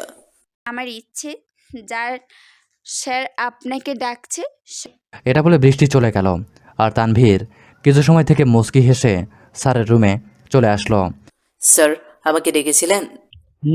কালকে ফাইলগুলো চেক করে কিছু পেয়েছেন? জি স্যার, অনেক কিছু পাইছি। দেখি। তানভীর কম্পিউটারে একটা পেন ড্রাইভ সেট করে আস্তে আস্তে সব দেখাতে লাগলো। এই যে স্যার, এই কয় বছরে আপনার অফিস থেকে এত এত টাকা সরিয়েছে কেউ একজন। কে যে করতে পারে এমন বুঝি না। স্যার, আমার মনে হয় ম্যানেজার আর না হয় হিসাব রক্ষক এমন কাজ করতে পারে। কোনো প্রমাণ ছাড়া কিছুই করা যাবে না। ঠিক আছে, তুমি এখন আসতে পারো। ঠিক আছে স্যার। তানভীর যেই রুম থেকে বের হতে যাবে তখনই দরজার সামনে থেকে বৃষ্টি সাথে ধাক্কা খেল। সাথে সাথে বৃষ্টি পড়ে যেতে নিলে তানভীর তাকে ধরে ফেলল। আরে আরে সাবধানে মিস বৃষ্টি। নাফিস বলল। তানভীর বৃষ্টিকে রেখে নিচে থেকে ফাইলগুলো তুলে দিল। সরি, আমি খেয়াল করিনি স্যার। It's okay. বৃষ্টিকে ফাইল দিয়ে তানভীর চলে গেল আর বৃষ্টি নাফিসকে ফাইলগুলো দিয়ে বলল, তানভীর খুব ভালো করেই কাজ করছে। বুঝলাম। আচ্ছা শোন, কাল একটা মিটিং আছে MR গ্রুপের সাথে, সেখানে তুমি সব প্রেজেন্টেশন দিবে। সবার হ্যাঁ, তুমি আর এখানে এই ফাইলগুলো সব আছে। আমি সন্ধ্যার দিকে বাসায় ফিরছিলাম। তখনই হঠাৎ করে গাড়ির সামনে আরেকটা গাড়ি এসে থামলো। গাড়ি থেকে মুখোশধারী কিছু লোক বেরিয়ে আসলো। তা দেখে আমি গাড়ি থেকে নামলাম। কি হয়েছে ভাই, আপনারা আমার পথ আটকালেন কেন? এমনি এমনি তোর পথ আটকায়নি। তাহলে? শোন, ভার্সিটিতে গেছিলি ভালো, কিন্তু বৃষ্টি নামের মেয়েটির দিকে তুই একদম নজর দিবি না। কে বৃষ্টি? ন্যাকা করিস না। ওই যে সেদিন গিয়ে ধাক্কা খেলি। আরে ওই মেয়েটার দিক? তোর থেকে কোনো কথা শুনতে চাই না, কিন্তু আমার কথার অমান্য করলে তোর আর খুঁজে পাওয়া যাবে না। ঠিক আছে, ভেবেচিন্তে দেখব। শাসিয়ে গেলাম, ভুল করলে খতম করে দিব। আচ্ছা, দেখা যাবে। লোকগুলো চলে যায় আর আমি মুচকি হেসে গাড়ি নিয়ে নিজের বাসার দিকে রওনা হলাম। মাহি, তুমি এত কিছু রেখে ভার্সিটি জয়েন করলে কেন? আবার শুনলাম অফিসে তুমি যাচ্ছ না, এমন করার কারণ কি? বাবা, আমি যেটা করেছি ভালোর জন্যই করছি। কেন করছো জানতে পারি কি? অবশ্যই বাবা। তাহলে বলো। বাবা, এই কয় বছরে আমাদের অফিসে থেকে অনেক টাকা সরানো হচ্ছে। কি বললো? আমি জানতে পারলাম না। কাজটা এমনভাবে করা হয়েছে যে বোঝার উপায় ছিল না। তো তুমি অফিসে না গেলে তো এই সব ধরতে পারবে না। বাবা, আমি অফিসে যাই, কিন্তু অন্যভাবে। আচ্ছা ঠিক আছে, দেখো কি আমাদের সাথে এত বড় বিশ্বাসঘাতকতা করছে। যে এমন করছে আমি তাকে কঠিন থেকে কঠিন শাস্তি দেব। কালকের প্রজেক্টটা যেন আমরাই পাই। বাবা, অফিসের চিন্তা তোমাকে করতে হবে না, তুমি এখন শুধু বিশ্রাম করো। বিশ্রাম করলে হবে না, কাল আমাদের এতিমখানায় যেতে হবে, সেখানে একটু খাওয়ার দাওয়ার ব্যবস্থা করছি, আবার বিকেলে একটু বৃদ্ধাশ্রমে যেতে হবে। ঠিক আছে বাবা, যেও, কিন্তু সাবধানে। বাবা, আজ আমার স্বপ্ন পূরণ হয়েছে। আজ আমি সরকারি উকিল হয়ে গেছি।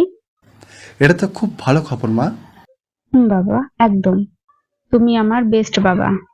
তুমি আমার সব স্বপ্ন পূরণ করেছো। তো মায়া, তুই কি শাহরিয়ার গ্রুপের উকিল হিসেবে থাকবি নাকি নতুন করে? না গো বাবা, আমি ওদের হয়ে থাকবো। আর তোমার কোম্পানি তো আছেই, এর মাঝে যদি অন্য কোনো কেস পাই তো সেটাই দেখবো। তো মা, আগের মতোই সবসময় সত্যর পথে চলবে। ঠিক আছে মা। হঠাৎ মায়ের ফোনে একটা কল আসলো। জি আঙ্কেল, বলেন। কেমন আছো মা? আলহামদুলিল্লাহ ভালো, আপনি? ভালো। বলেছিলাম যে মা, কাল আমার সাথে একটু এতিমখানায় যেতে হবে। ঠিক আছে আঙ্কেল।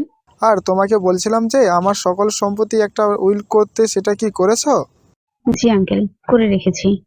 ঠিক আছে, সময় করে নিয়ে এসো। আমার ছেলে তো দেশে ফিরে আসছে কিছুদিন হলো, এখন সব কিছু তাকেই বুঝিয়ে দেব। ঠিক আছে। কথা শেষ করে ফোন রেখে দিল। নাজমুল ফোন দিয়েছিল নাকি? বাবা, ওনার সাথে কাল আমাকে যেতে হবে, তাছাড়া ওনার সম্পত্তির উইল করার কথা বলল। ও আচ্ছা। গভীর রাতে। বস, এখানে সব অপরাধগুলোর মাথা যে সকল ব্যক্তি আছেন তাদের নামসহ সব ডিটেলস আছে। Good work. কিন্তু বস, এদের মাথা সব এক জায়গায় এসে জড়ো হয়েছে, সেটা আমরা খুঁজে পাইনি। চিন্তা নেই, তোমরা যখন এত দূর করে ফেলেছ তো এমকে এই ছোট্ট কাজটুকু করে ফেলবে। ওকে বস। আচ্ছা শোনো, আমি তোমাদের যে নামগুলো বলেছি এদেরকে দুনিয়া থেকে বিদায় করে দিও। ঠিক আছে স্যার। আমি কিছু নাম বললাম, যেটা শুনে লোকগুলো চলে গেল আর আমি বলতে লাগলাম, এই 4-5 জনকে আমি নিজেই দেখে নেব, এদের সাথে বোঝাপড়া আমি নিজের সামনে থেকে করব। বৃষ্টি রিক্সা নিয়ে ভার্সিটিতে আসছে। হঠাৎ একটা বাইক এসে রিক্সার সামনে দাঁড়ালো। সাথে সাথে রিক্সাওয়ালা রিক্সা থামিয়ে ফেললো। আপনি কি কানা যে এইভাবে রিক্সার সামনে এসে গাড়ি থামালে আমি কোনো কথা না বলে নিজের হেলমেট খুলে ফেললাম। সাথে সাথে আমার মুখটা বেরিয়ে আসলো। স্যার আপনি উঠুন। আপনি উঠুন। হঠাৎ করে স্যার সরি। রিকশায় উঠলে কি আর কোনো দিকে নজর দেওয়া লাগে নাকি? এবার আমি বাইক থেকে নেমে এসে রিক্সার কাছে আসলাম। তারপর বৃষ্টির ওড়না হাত দিয়ে চাকার কাছ থেকে উপরে নিয়ে এসে দিলাম। চারপাশে একটু নজর রাখবেন। ওড়না যদি একটু জড়ায় যেত তাহলে কি হতে পারত ভেবে দেখেছ? স্যারের পরের বার থেকে আর এমন হবে না। এর থেকে বোরকা পরে বের হলে ভালো হয়। তাছাড়া একটু সাবধানে চলবে। বৃষ্টি মাথা ঝাঁকিয়ে পড়ল। আমি মুচকি হেসে নিজের বাইক নিয়ে চলে গেলাম। কি মুচকি হাসি, ভালো নিয়ম। মনে মনে এটা বলে আমার যাওয়ার দিকে তাকিয়ে আছে। আমি বাইক নিয়ে ভার্সিটিতে প্রবেশ করার কিছু সময় পর বৃষ্টি প্রবেশ করল। গেটেই রিয়ার সাথে দেখা। দুজনে গল্প করতে করতে আসছিল। তখনই তাদের সামনে নিলয় আসলো, সাথে তার দলবল। ওহে সুন্দরী, কেমন আছো? এটা বলে বৃষ্টি পাশ কাটিয়ে চলে আসতে লাগলো। নিলয় হাত চেপে ধরল। আমার হাতে ছাড়ো, এখন কিন্তু বেশি হয়ে যাচ্ছে। আমি তোমাকে ভালোবাসি, তুই গ্রহণ করছিস না কেন? কারণ আমার প্রেম, ভালোবাসা, ভালো লাগা না দেখ। ওহ তাই? অন্যজনের গাড়িতে আবার অন্যজন তোর ওড়নায় হাত দিলে কিছু না? একদম আজে বাজে কথা বলবি না। আমি একদমই ঠিক বলেছি। আমি তোকে ভালোবাসি, এটা গ্রহণ করবি? আর না হয় হয় কি? তোকে আমি বাকি কথা বলতে পারল না। তার আগেই বৃষ্টি থাপ্পড় বসিয়ে দিল। কি হচ্ছে এখানে? আর তোমরা এইভাবে দাঁড়িয়ে আছো কেন? আমি এসে এইভাবে কথাগুলো বললাম। দেখুন স্যার, এই ছেলেটি আমাকে আজে বাজে কথা বলেছে, আমার হাত ধরে আছে। মেয়েদের সম্মান দিতে শেখো। পরিবার কি তোমাকে শিক্ষা দেয়নি? এটা বলে আমি হাত ছাড়িয়ে দিলাম। কিন্তু নিলয় একটু ব্যথাতেই আহ করে উঠল, কারণ আমি নিলয়ের হাত একটু শক্ত করেই ধরেছিলাম। স্যার, কাজটি আপনি ভালো করলেন না, আপনাকে দেখে নিব। আমাদের কাজে বাধা দেওয়ার ফল নিষেধ করেছিলাম, শুনলি না? মানে? আর আমি তোমাদের শিক্ষক, এ কেমন ব্যবহার? কিছু না। এটা বলে নিলয় আর তার দলবল চলে গেল। অযথা ওদের শাস্তি ঝামেলা করতে গেলেন। তো কি করব? আমার সামনে আপনার এই কিন্তু আমার স্টুডেন্টদের কিছুভাবে ডিস্টার্ব করবে আর আমি দাঁড়িয়ে দেখব? কোনো কিন্তু না, যাও ক্লাসে।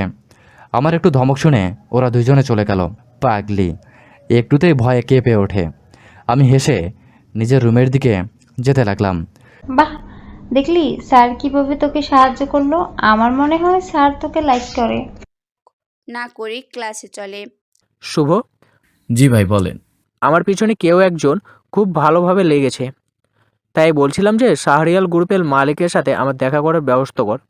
তার সাথে কেন দেখা করবেন ভাই? সেটা সময় হলে দেখতে পারবি আমার মাথায় কি চলছে। যেটা চলছে সেটা খুবই ভয়ানক হতে পারে। সেটা নিয়ে এত চিন্তা করতে হবে না। বস, আপনার ভাই আপনার সাথে দেখা করতে আসছে। ঠিক আছে, পাঠিয়ে দে নিলয়কে। কিছু সময় পর নিলয় আসলো তার ভাইয়ের কাছে। কি হয়েছে নিলয়, তুই এই সময় আমার কাছে? ভাই, তোমার সাথে আমার কিছু কথা আছে। বল। ভাই, তুমি তো জানো আমি এক মেয়েকে ভালোবাসি। ওই মেয়ে আমাকে পাত্তা দিচ্ছে না। ওরে গাথা, পাত্তা দিচ্ছে না তো কি হয়েছে? তুলে নিয়ে আসবি, মস্তি করবি, ছেড়ে দিবি। এমন মেয়ে কত যাবে আসবে। কিন্তু ভাই, আমার মনে হয় ভার্সিটিতে আসা নতুন স্যার পথের কাটা হবে। তাহলে সেটা তুলে ফেল। তাই বলছিলাম। তোমার এখানে থেকে কিছু ভালো লোক দাও। ঠিক আছে নিস। আর শোন, ভার্সিটিতে তো আমি যাই না, তুই সাপ্লাই করছিস তো? হ্যাঁ ভাই, ওই কাজ তো আমার আগে। গুড। এভাবে দুইজনে কথা বলল। তারপর, স্যার আপনার সাথে একজন দেখা করতে আসছে। কে? মন্ত্রী আসাদ।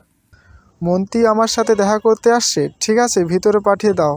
আচ্ছা, তোমার মাহি স্যার কি চলে গেছে? জি স্যার। নাজমুল বসে আছে। কিছুক্ষণ পর আসাদ আর শুভ প্রবেশ করল। আসাদ তো নাজমুলের সামনে এসে অবাক, নাজমুলও আসাদকে দেখে অবাক, তবুও নিজেকে সামলে নিল। বলুন স্যার, হঠাৎ আপনি আমার বাড়িতে? আসলাম তোর সাথে দেখা করতে, কিন্তু এসে মনে হচ্ছে খুব খুব লাভ হয়েছে। কেন স্যার? রায়হান, আমাকে এত সহজে ভুলে গেলি? কে রায়হান? আমি নাজমুল, বৈশিষ্ট্য ব্যবসায়ী নাজমুল শাহরিয়ার। এই মিশাকে ভুলে গেলেও আমি মিশাকে ভুলিনি। রায়হান, একসাথে কত ডাকাতি করেছি, সন্ত্রাসী করেছি, আর তুই আমাকে ভুলে গিয়েছিস? আমার মালসহ তোরটাও তুই গরিবদের দান করে দিয়েছিলি। কি বলছেন এইসব স্যার? আমি তো আপনাকে আইডল মানি, আপনাকে দেখেই আমি ভালো কাজ শিখছি। নাটক বন্ধ কর। হঠাৎ আসাদের নজর পড়ল একটা ছবির দিকে। ওইটা কে, তোর ছেলে? হুম।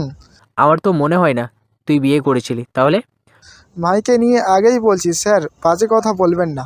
আমি তোরে বলেছি তুই স্বীকার কর যে তুই রায়হান। হ্যাঁ হ্যাঁ, আমি রায়হান, প্লিজ তুই আমাকে শান্তিতে থাকতে দে। হি, তোকে কিভাবে শাস্তিতে থাকতে দিতে পারি বল? তুই আমার কত বড় লস করেছিস তুই নিজেও জানিস না। দেখ মিশা, আসতে চিল্লা। তুই যখনই বলেছিলি তাহলে তোর বিজনেসের 90% শেয়ার আমাকে দিবি, নাহলে আমি তোর ছেলেকে সব বলে দিব যে তুই আগে কি করতি। এবার একটু আগে শুনলাম তুই নাকি এতিমখানায় যাবি। ভাব যদি তোর আসল রূপ আমি সবার কাছে প্রকাশ করি। এই মিশা, একদম না। তাহলে আমার কথা শোন। হি হি। এই কথা বলে আসাদ চলে গেল, আর নাজমুল মাথায় হাত দিয়ে বসে পড়ল। কি থেকে কি হয়ে গেল কিছুই বুঝতে পারছি না। এমন ঝড় আবার কোথা থেকে আসলো? নাজমুল, চিন্তা করিস না, এমন কিছুই হবে না। নাজমুলের মা এসে বলল, তাই যেন হয় মা। বাহ ভাই বাহ, কি চাল দিলে তুমি। আমি তো ওরে চিনতে পারিনি। মাঝে মাঝে একটু বুদ্ধি খাটাতে হয়। বৃষ্টি, আমি তোমাকে আবার বলছি, আমার ভালোবাসা কবুল করো। আমি তোকে ভালোবাসি না। ঠিক আছে, ভালোভাবে বললাম, বুঝলে না। এবার এই নিলয়ের আসল রূপ দেখবি। দেখ তোর সাথে কি করি। ভার্সিটি কেউ এগিয়ে আসবে না। নিলয়, আগের রূপেই ফিরবি নাকি? হ্যাঁ, শয়তান নিলয় ব্যাক। এটা বলে বৃষ্টির থেকে ওড়না কেড়ে নিল। সাথে সাথে বৃষ্টি নিজের ব্যাগ দিয়ে নিজের বুক ঢেকে ফেলল। দেখ নিলয়, আমার ওড়না ফেরত দে। একদম না সোনা, আজ সবাই দেখুক নিলয়ের কথা না শুনলে নিলয় কি করে। দেখ, আমার সম্মান নে, এমন করিস না। আজ তোকে এখানে থেকে তুলে নিয়ে গিয়ে মাস্তি করব। প্লিজ, এমন করিস না। নিলয় আস্তে আস্তে বৃষ্টির দিকে হাত বাড়িয়ে দিল। বৃষ্টি অনেকের কাছেই সাহায্য চাচ্ছে, কিন্তু কেউ এগিয়ে আসছে না, কারণ সবাই জানে নিলয় কতটা খারাপ আর মানুষের সাথে কি করতে পারে। বৃষ্টি এবার কান্না করে দিল।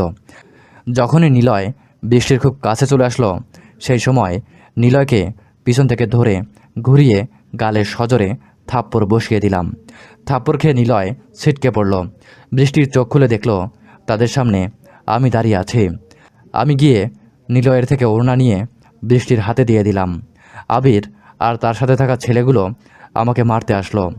আমি তাদেরকে মেরে শুয়ে দিলাম। তোদের বাড়িতে হয়তো মা বোন নেই, তাই তোরা এইসব করিস। পরের বার থেকে যদি এইসব দেখি, তাহলে আমি মাহিম কী জিনিস খুব ভালো করে টের পাবি। আর নিলয়, তোকে বলছি, তোর ভাই রকিকে জিজ্ঞাসা করিস আমি মাহিমকে। এটা বলে আমি বৃষ্টির হাত ধরে টেনে নিজের বাইকের কাছে নিয়ে আসলাম। তারপর বাইকে বসিয়ে ভার্সিটি থেকে বেরিয়ে গেলাম। আমি নিলয়, তোকে ছাড়বো না। তুই ছাড় তো কি হয়েছে, আমার সাথে পাঙ্গা নেওয়ার ফল বুঝাইয়া দিব। তারপর নিজের দল নিয়ে চলে গেল। আমি বাইক নিয়ে সোজা মলে চলে আসলাম। তারপর বৃষ্টির হাত ধরে মলের ভিতরে চলে আসলাম। পুরো রাস্তায় বৃষ্টি এক ধ্যানে আমার দিকে তাকিয়েছিল। আমি একটা দোকানে ঢুকে অনেক রকমের বোরকা দেখলাম। তারপর কিছু বোরকা কিনে প্যাক করে নিলাম। আজ থেকে এগুলো পরে বাইরে বের হবে। স্যার, আপনার কিনে দেওয়ার কি ছিল? আমি নিজেই নিতাম। সেটা তোমার থেকে শুনতে চাইনি। এটা বলে আমি সামনের একটা রেস্টুরেন্টে প্রবেশ করলাম। ওয়েটার আসলে খাবার অর্ডার করলাম। আমি আর বৃষ্টি ওয়াশরুম থেকে ফ্রেশ হয়ে আসলাম। এসে দেখলাম পুরো টেবিল ভর্তি। স্যার, এবার বেশি হয়ে যাচ্ছে না? বেশি তো কিছুই হয়নি, এখনও দেরি আছে বেশি হওয়া। মানে খাবার খেতে থাকো। স্যার, এইগুলো খবরটা আমাদের কাছে নিয়ে স্যার। তোমার কাছে কিছু জিজ্ঞাসা করেছি, আমি যেটা বলেছি সেটাই করো। তাই বলে উঠতে গেলেই আমি হাত ধরে বসিয়ে দিলাম আর নিজের হাতে খাইয়ে দিলাম। বৃষ্টি তো অবাকের চরম পর্যায়ে। আশেপাশে লোকজন দেখছে স্যার। চুপচাপ খাও। খাওয়ার পর আমি বৃষ্টিকে নিয়ে বের হয়ে গেলাম। তোমার বাসার ঠিকানা বলো। কিন্তু চলে যেতে পারবো আমি এখান থেকে? তোমার কাছে জিজ্ঞাসা করেছি, সেটা বলো। স্যার আপনি আমার জন্য এত কিছু কেন করছেন? সেটা সময় হলেই বুঝতে পারবে। এখন বাইক থেকে নামো আর বাড়িতে যাও। বৃষ্টি খেয়াল করে দেখলো সে বাসার সামনে চলে আসছে। বাইক থেকে নেমে চলে যেতে লাগলে আমি আবারও ডাক দিয়ে ব্যাগ ধরিয়ে দিয়ে সোজা বাইক টেনে চলে আসলাম। বৃষ্টি বাড়ির ভিতরে প্রবেশ করলো। বৃষ্টি বাড়িতে প্রবেশ করতেই তার মায়ের সামনে পড়ল। ছেলেটা কে বৃষ্টি? কে মা? একটু আগে তুই যার সাথে আসলি। আমার ভার্সিটির স্যার। ঠিক আছে। তারপর বৃষ্টি সব ঘটনাই খুলে বলল তার মাকে। এই যুগে এত ভালো ছেলে আছে, একদিন সময় করে বাসায় নিয়ে আসিস। মা আছে। যা এখন গিয়ে ফ্রেশ হয়ে আয়। আমার ভাইকে এভাবে কে মারছে? ভাইয়া, মাহির নামের নতুন স্যার। মাহিম? আমাকে না জানিয়ে নতুন স্যার?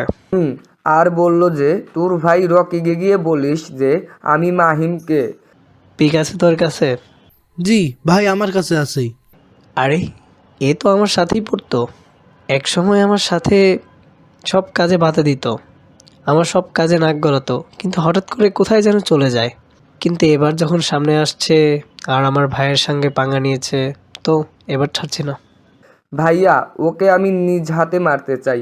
ওর জন্য ভার্সিটির সবার সামনে আমার মান সম্মান গেছে। ওরে তো মারবই, কারণ এক সময় আমার সাথে খুব জ্বালাইছে। এখন আমি আরও পাওয়ারফুল হয়েছি। এখন শুধু তার সাথে দেখা হবার অপেক্ষা। ঠিক আছে ভাইয়া। রকি নিজের লোক নিয়ে বেরিয়ে পড়েছে। তারপর, মাহি, আজ বাইরে যাবার আগে তোমার সাথে আমার কিছু কথা আছে। হ্যাঁ বাবা বলো। একটু অপেক্ষা করো, উকিল আসলেই জানতে পারবে। কিছু সময় পর শাহরিয়ার গ্রুপের উকিল মায়া চলে আসলো। একটু বেশি অপেক্ষা করালাম আঙ্কেল। ব্যাপার না, তুমি কাগজগুলো নিয়ে এসছো তো?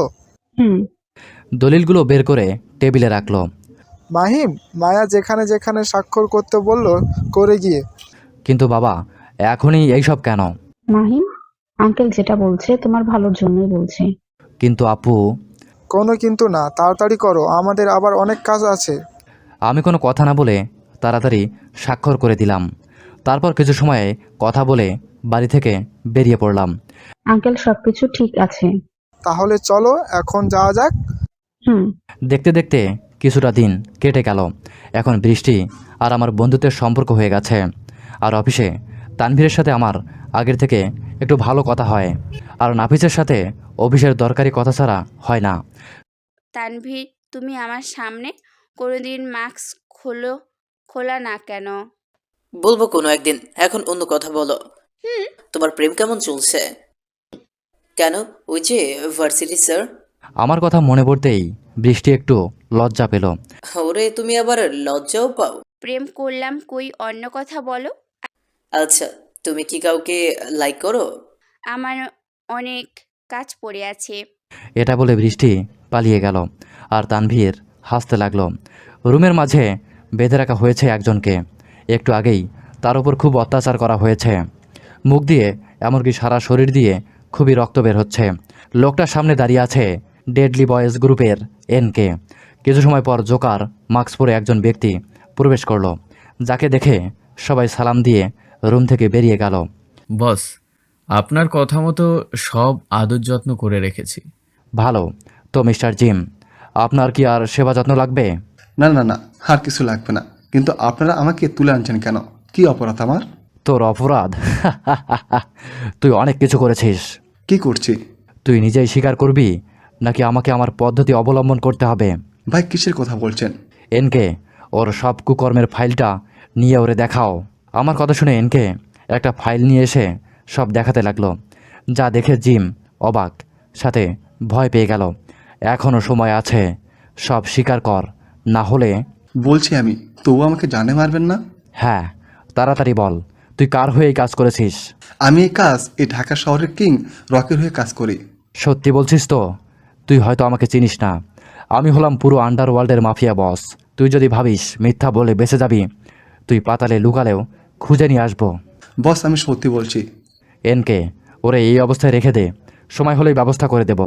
জিমকে রেখে আমি এনকে রুম থেকে বেরিয়ে পড়লাম। রায়হান, তুই আমার কথা শুনলি না? তোর 90% শেয়ার আমাকে দিলি না। আমি কিভাবে দিব বলো? এই সকল কিছুর মালিক আমার ছেলে। বাহ, এর মাঝে ছেলের নামও সম্পত্তি দেওয়া হয়েছে? তাহলে তো তোর ছেলেকে সব বলতে হচ্ছে। এই একদম এইসব কিছু করিস না কি? তাহলে ঠিক আছে। আজ তোর ছেলের সাথে তুই তো আবার অনাথ আশ্রমে যাচ্ছিস। সেখানে গিয়ে আমি তোর থাপ্পড় মারবো, তুই কিছু বলতে পারবি না। কিন্তু কোনো কিন্তু না, ভেবে দেখ। আচ্ছা ঠিক আছে। নাজমুল মন খারাপ করে বলল। আসাদ হাসতে হাসতে সেখান থেকে চলে গেল, আর নাজমুল বসে চিন্তা করতে লাগলো।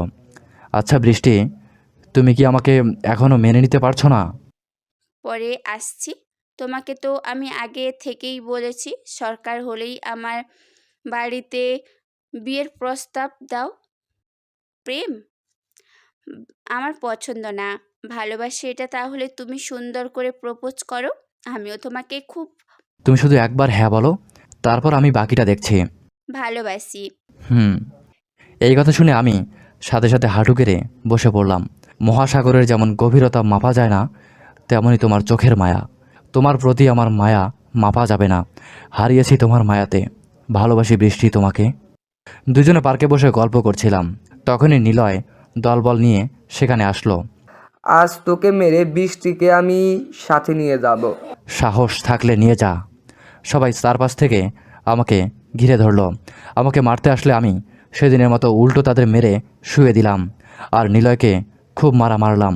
ব্যথার চোদনে মাটিতে গড়াগড়ি খেতে লাগলো। পরের বার আসলেই আর জান নিয়ে যেতে পারবি না, এটা বলে বৃষ্টির হাত ধরে চলে গেলাম। আচ্ছা তুমি কি আসলে স্যার নাকি অন্য কিছু? অন্য কিছু মানে? মানেই এই যে কিভাবে ফাইট করছো। আরে পাগলি, তেমন কিছু না, একটু টুকটাক শিখেছিলাম। দুজনে বাইকে করে চলে গেলাম। এই মাহিমকে আমি ছাড়বো না। নিলয় প্রচণ্ড রেগে বলল, কিন্তু নিলয় জানে না আমি আসলেই কী জিনিস। আজ আমি আর বাবা আমাদের আশ্রমে আসছি, সবাই এক এক করে খেতে দিচ্ছে। এমন সময় কিছু গাড়ি ভিতরে প্রবেশ করলো। গাড়ি থেকে মন্ত্রী আসাদ নামলো। আর স্যার আপনি এখানে? আসাদ কোনো কথা ছাড়াই নাজমুলকে থাপ্পড় মারল। সাথে সাথে সবাই উঠে দাঁড়িয়ে পড়ল। কোনো কথা ছাড়াই আবারও থাপ্পড় মারল। এবার আমি তেরে যেতে লাগলে নাজমুল হাত দিয়ে বাধা দিল। কি হলো বাবা, আমাকে আটকাচ্ছ কেন? কত বড় সাহস তোমার গায়ে হাত দেয়? তুই চুপ থাক, আমি থাকতে তোর কথা বলতে হবে না। কিন্তু বাবা। চুপ থাকতে বলছি মাহিম। আমি এবার পাশে দাঁড়িয়ে পড়লাম। আসাদ আরও 2টা থাপ্পড় মেরে চলে গেল। বাবা কিছু সময় দাঁড়িয়ে থেকে সবাইকে স্বাভাবিক করে আবারও খেতে দিল, আর আমি রাগ করে সেখান থেকে চলে আসলাম। অনেক দিনের ইচ্ছা আমার পূরণ হলো, এখন যে কত আনন্দ লাগছে আমার। এটা বলে আসাদ নিজের হাতেই চুমু খাচ্ছে। ভাই দেখছি আজ অনেক খুশি। সেটা আর বলতে, আরো খুশি হব যেদিন ওই রায়হানকে আমার পায়ের নিচে আনবো। সেটা খুব শীঘ্রই হবে। খুব রাত করে আমি বাসায় ফিরলাম। মাহিম, আজ তুই এত রাত বাসায় ফিরলি কেন? বাবা একটু কাজ ছিল। ও আচ্ছা, আর হ্যাঁ বিকেল ওই কথা ভুলে যাবা। কিন্তু বাবা। কেন কিন্তু নয়? মন্ত্রী যদিও ভালো, কিন্তু ভালোর আড়ালে অনেক খারাপ সে, এটা কেউ জানে না। আর এর জন্য আমার সাথে ঝামেলা হয়েছে। তাহলে তো আমি ওই মন্ত্রীকে। না মাহিম, ওর সাথে লাগতে গেলেই তোর খারাপ কিছু করে ফেলতে পারে, আর তুই ছাড়া আমার আর কে আছে বল? আচ্ছা ঠিক আছে আব্বু, মন্ত্রী আসাদের সকল কাজকর্মের ডিটেলস আমার চাই। ঠিক আছে। অপর পাশে থেকে আমার আর বৃষ্টির প্রেম খুব ভালোভাবেই চলছে। দেখতে দেখতে 3টা মাস হয়ে গেছে। এর মাঝে রকি কোনো সমস্যা করেনি, আর না অন্য কেউ। কিন্তু আমি নিজের কাজ খুব ভালোভাবেই করছি। দেশের সকল অপরাধীদের মারছি। এখন শুধু আসল ব্যক্তিদের মারার পালা। আজ আমি আর মায়া বৃষ্টির বাসায় যাচ্ছি। আমি নিজে একলাই যেতেছিলাম, কিন্তু মাঝপথে মায়ার সাথে দেখা হয়ে যায়, আর সেও বৃষ্টিকে দেখতে চায়। দুজনে বৃষ্টিদের বাসায় চলে আসলাম। আমি দরজায় কলিং বেল চাপলেই বৃষ্টি এসে দরজা খুলে দিল। কেমন আছো মাহিম? ভালো, তুমি? কে এসেছে বৃষ্টি? আম্মু, মাহিম এসেছে। তো বাইরে দাঁড় করিয়ে রাখবি নাকি? ভেতরে চলো, তোমার সাথে উনি কে? ভিতরে চলো বলছি। আমি আর মায়া ভিতরে প্রবেশ করলাম। মাহিম, এটা আমার মা আর এটা আমার দাদু। আমি দুইজনকে সালাম দিলাম। অন্যদিকে মায়া তো বৃষ্টির মায়ের দিকে একভাবে তাকিয়ে আছে, চোখের মাঝে পানি টলমল করছে। আন্টি, পরিচয় করিয়ে দেই, ইনি হলো আমার অফিসের, বলতে পারেন আমাদের পারিবারিক উকিল। আর আপু, ইনি হলো। এটা বলে যেই না মায়ের দিকে তাকিয়েছি, তখনই আমি খেয়াল করলাম যে মায়া কান্না করছে।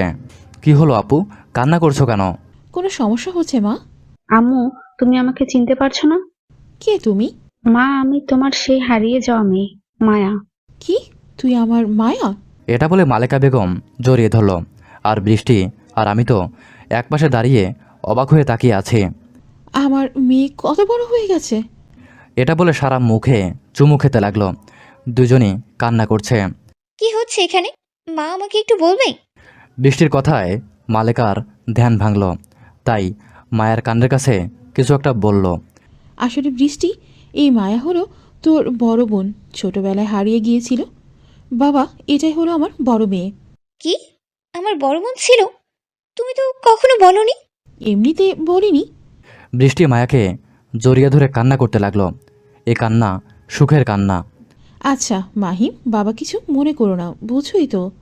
সমস্যা নেই, আমি কিছু একটা বলতে আসছিলাম, কিন্তু এই সুখী সময়ে আর অন্য কিছু বলা ঠিক হবে কি না, তাই আর বললাম না। খাওয়া দাওয়া শেষ করে কিছু সময় আড্ডা দিলাম। আচ্ছা আন্টি, আজ তাহলে আসি। চলো আপু।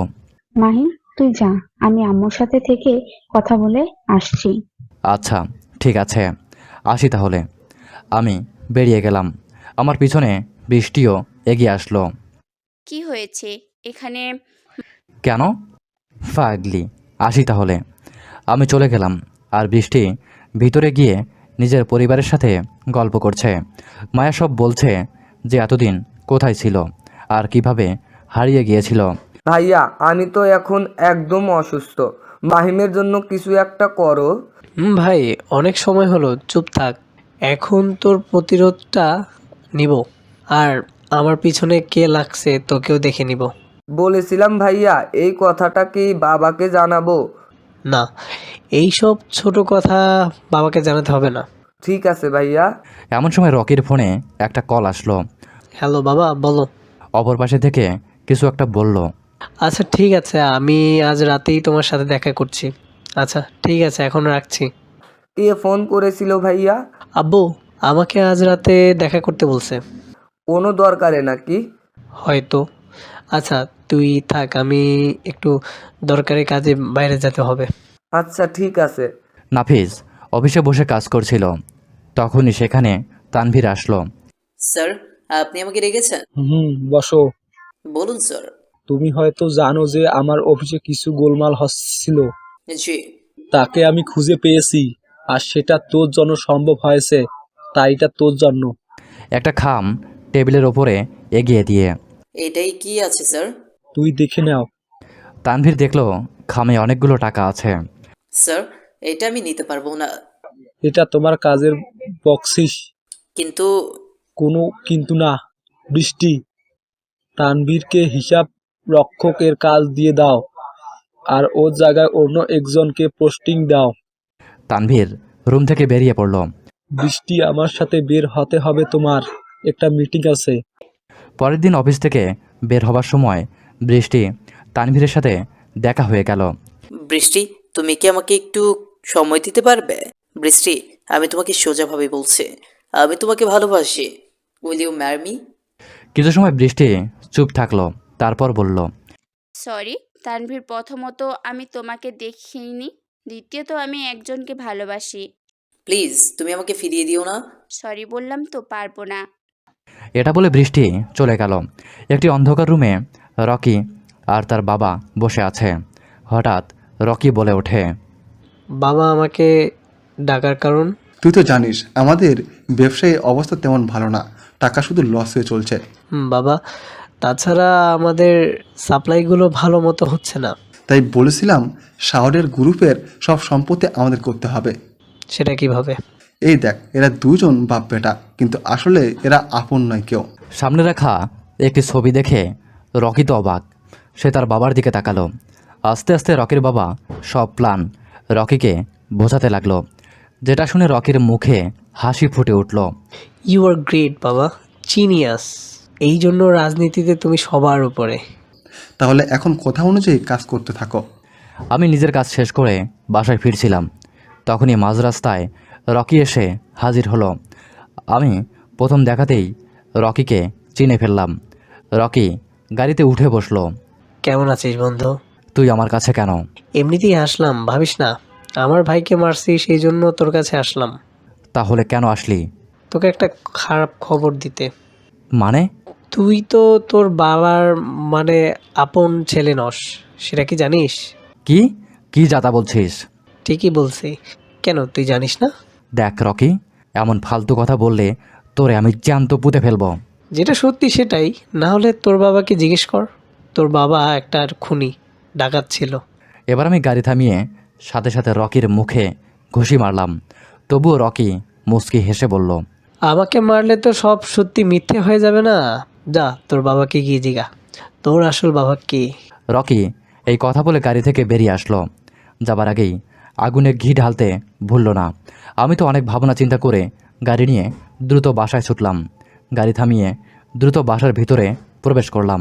বাবা, কোথায় তুমি? নিচে আসো, তোমার সাথে আমার কথা আছে। আমার ডাক শুনে বাবা নিচে চলে আসলো। কি হয়েছে মাইম, এত জোরে ডাকছো কেন? তোমার থেকে একটা সত্যি জানতে। কি? আমি কি তোমার নিজের ছেলে? এটা কেন বলছো? তুমি তুমি আমার ছেলে? সত্যি করে বলো। তুমি এই সব আজে বাজে প্রশ্ন করছো কেন? সত্যি কথা জানতে চাই। এটা বলে আমি টিভির ওপরে ঘুষি মারলাম। সাথে সাথে টিভি ভেঙে গেল। আমার হাত থেকে রক্ত বেরিয়ে পড়ল।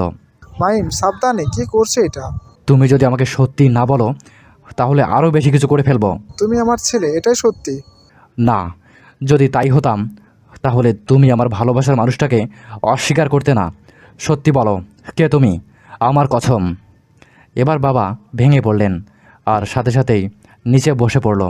হ্যাঁ, তুই আমার ছেলে না, কিন্তু ছেলে থেকে কম কেউ নস। তাহলে আমি কে? তা জানি না, কিন্তু তোকে আমি আজ থেকে 25 বছর আগে পেয়েছিলাম। আমি এই কথা শুনে আমার বাবার দিকে তাকিয়ে বাড়ির বাইরে চলে আসলাম। মা, এটা কি হয়ে গেল? চিন্তা করিস না নাজু, নাতি ভাই ঠিক হয়ে গেলে আবার ফিরে আসবে। তোমার কথা যেন সত্যি হয়, আর আমি কালকেই ওর ভালোবাসার মানুষটির কাছে গিয়ে বিয়ের কথা বলবো। সেটাই করিস। বাবা, খেলা জমে গেছে। সেটা আর বলতে, এখন শুধু উপভোগ করো, সঠিক সময় হলে সঠিক ব্যবস্থা নিব। ঠিক আছে বাবা। মাহিম এখনো জানে না যে আমরা কতদূর যেতে পারি। রকি আর তার বাবা হাসতে লাগলো, কিন্তু তার ছেলে নিলয় যে কি করেছে এটা তাদের অজানা। আমি প্রচুর ড্রিঙ্কস করছি, সেভাবে গাড়ি চালিয়ে বাসায় ফিরছি। হঠাৎ জোরে ব্রেক করলাম, কারণ আমার গাড়ির সামনে কেউ একজন গাড়ি নিয়ে এসে রাখছে। আমি মাতাল অবস্থায় গাড়ি থেকে নামলাম। আরে ভাই, গাড়ি সরা। গাড়ি সরানো যাবে না, তোকে আজ এখানে জ্যান্ত পুঁতে রেখে যাব। সাহস থাকলে মেরে দেখা। এবার লোকগুলো এগিয়ে আসলো। গাড়ির আলোতে দেখতে পারলাম লোকগুলো হলো নিলয় আর তার দলবল। 2 বার মার খেয়ে শিক্ষা হয়নি, আবার এসেছিস? আর সব দানবদের আনছি, হি হি হি হি। ওদের কথা শুনে আমি হাসলাম। এবার এক এক করে আমাকে মারতে আসলো। সবার হাতেই ছুরি। আমাকে মারতে আসলে আমি কোনো রকমের ডজ করেছি আর 2-1টা অ্যাটাক করেছি। নিলয় তো আমার অবস্থা দেখে হাসছে। সে মনে করেছে আমাকে আজ মেরেই ফেলবে আর কেউ কিছুই করতে পারবে না। আমাকে সবাই ঘিরে ধরলো। যখনই আঘাত করতে যাবে ঠিক সেই সময় মুখোশধারী কিছু লোক ঘিরে ধরলো আর সেকেন্ডের মাঝেই সবাইকে মেরে ফেললো। অন্ধকার থেকে একজন বেরিয়ে আসলো, যার নাম NK। আমার এলাকায় ঝামেলা করছিস? কে তুই, আর আমার কাজে বাধা দিচ্ছিস কেন? আমি সবার কাজে বাধা দিই, because I am boss of mafia. পরিচয় পেয়ে নিলয় ভয় পেয়ে গেল, মাটিতে বসে হাত জোর করতে লাগলো। প্লিজ আমাকে ছেড়ে দিন, আমি আর কখনো এমন ভুল করব না। NK আমার দিকে একবার তাকিয়ে নিলয়কে বলল, আচ্ছা ঠিক আছে, পালা, কিন্তু পরেরবার থেকে যেন আর ভুল না হয়। ঠিক আছে বস। নিলয় গাড়ি নিয়ে সেখান থেকে চলে গেল। আমি NKকে ধন্যবাদ দিয়ে কোনো রকমে গাড়ি নিয়ে চলে আসলাম। দেখতে দেখতে কিছুদিন কেটে গেল। বৃষ্টি নিয়মিত অফিসে আসলেও তানভীরের সাথে আর দেখা হয় না। আবার এদিকে আমার সাথেও তেমন কথা হচ্ছে না। বৃষ্টি কি করবে বুঝতে পারছে না। আমার বাবা আজ বৃষ্টির বাসায় যাবেন। তাই সকাল করে রেডি হয়ে নিজের মাকে নিয়ে বৃষ্টির বাসার ঠিকানাতে চলে আসলো। কলিং বেল বাজালে মালিকা এসে দরজা খুলে দিল। কাকে চাই? ভিতরে আসতে পারি? জি আসুন। তারা ভিতরে প্রবেশ করলে দাদু জিজ্ঞেস করলো, কে আছে? বৃষ্টির মা? এই তো দুইজন মানুষ এসেছে। একথা শুনে বৃষ্টির দাদু রুম থেকে বেরিয়ে আসলো। বাবার দিকে তাকিয়ে বৃষ্টির দাদু তো অবাকের সাথেও রেগে গেল। তুই তুই এখানে কেন? তোর মতো জানোয়ার এখনো বেঁচে আছে? এমন কথা শুনে বাবার সামনে তাকিয়ে দেখলো যে তার সামনে খুবই পরিচিত এক লোক। বাবা আপনি আপনি বেঁচে আছেন? বাবা আপনার মেয়ে কোথায়? তোর মতো জানোয়ার এর জন্য আমার মেয়ে মারা গেছে। আমার জন্য? হ্যাঁ, তোর জন্যই। সেদিন রাতে তুই আমার মেয়েকে বাড়ি থেকে বের করে দিয়েছিলি। সেদিন আমার মেয়ে জানতে পারে সে মা হতে যাচ্ছে। একটা মেয়েও হয়েছিল, কিন্তু গ্রামের কুকথা শুনে গলায় দড়ি দিয়ে আত্মহত্যা করে। বাবা আমি সেদিনের জন্য লজ্জিত, কিন্তু আমি এখন ভালো হয়ে গেছি। ভালো কিভাবে হলি? তুই খারাপ, ডাকাত ছিলি, আর থাকবি আমার কাছে? না, নাজমুলার খারাপ নেই, সে অনেক ভালো হয়ে গেছে। আমার দাদি বলল, এই সব আমি বিশ্বাস করি না। আচ্ছা বৃষ্টি কোথায়? আর আমার ছেলের সাথে তোর বিয়ের কথা বলছি। কিভাবে ভাবলি তোর ছেলের সাথে আমার নাতনি দিব? তাছাড়া বৃষ্টি হলো তোর মেয়ে। কি? বাবা প্রচণ্ড অবাক হলো, খুশিতে কান্না করে দিল। আমার মেয়ের কোথায় বাবা? হঠাৎ পিছনে থেকে বৃষ্টি বলে উঠল, আমার বাবা কেমনে হয়? উনি তো আমাদের অফিসের বসের বাবা। আমি সব শুনেছি। আপনার জন্য আমার মারা গিয়েছে। বৃষ্টির দাদু বৃষ্টিকে দেখে অবাক। বাবা তো বৃষ্টিকে দেখে এগিয়ে গিয়ে জড়িয়ে ধরতে গেল, কিন্তু বৃষ্টি কিন্তু একটা জিনিস বুঝেছি না, আমার সামনে দাঁড়িয়ে থাকা উনি আমাকে বৃষ্টি মালিকাকে দেখিয়ে বলল, আসলে বৃষ্টি এটাই তোর মা, কিন্তু তোর নিজের মা এই লোকটির জন্য মারা গেছে। পরিস্থিতি কখন কেমন হয় বোঝা মুশকিল। বৃষ্টি, মালিকা আর আমার বাবার সামনে ঠিক একই ভাবে হঠাৎভাবে সব কিছু এলোমেলো রাখছে।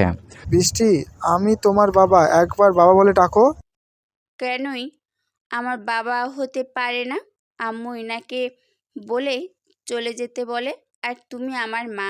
তাহলে দুই এই কথাগুলো বললো কেন? দাদু পুরো ঘটনা বলতে আমি কোনো বৃষ্টির দাদু পুরো ঘটনা খুলে বলল, যেটা শুনে মালিকা কান্না করছে আর বাবা কিছু একটা ভাবলো। রাইয়ান, বেরিয়ে যা আমার বাড়ি থেকে। কিন্তু আমার মেয়ে? আমি কোনো খুনের মেয়ে না, আর এটা আমার মা। বাবা অনেকবার বললেও বৃষ্টি কিছুই বলল না। রাগ করে বাবাকে বাড়ি থেকে বেরিয়ে যেতে বলল। অনেক বোঝানোর পরও যখন দেখলো বৃষ্টি বুঝছে না, তাই নিজের মাকে নিয়ে সেখান থেকে চলে গেল বাবা। আচ্ছা বৃষ্টি, কোনো সময় যদি আমার সম্পর্কে এমন কিছু জানতে পারো যেটা তুমি কখনো আশা করনি। পাগল, জীবনে ভালো খারাপ দুটোই থাকি। আমি তোমাকে ভালোবাসি, পরিচয় দেখেই তোমাকে ভালোবাসি না, তাই কোনো চিন্তা করো না। ওকে পাগলি। তোমাকে আমি আমার বিষয় বলেছি।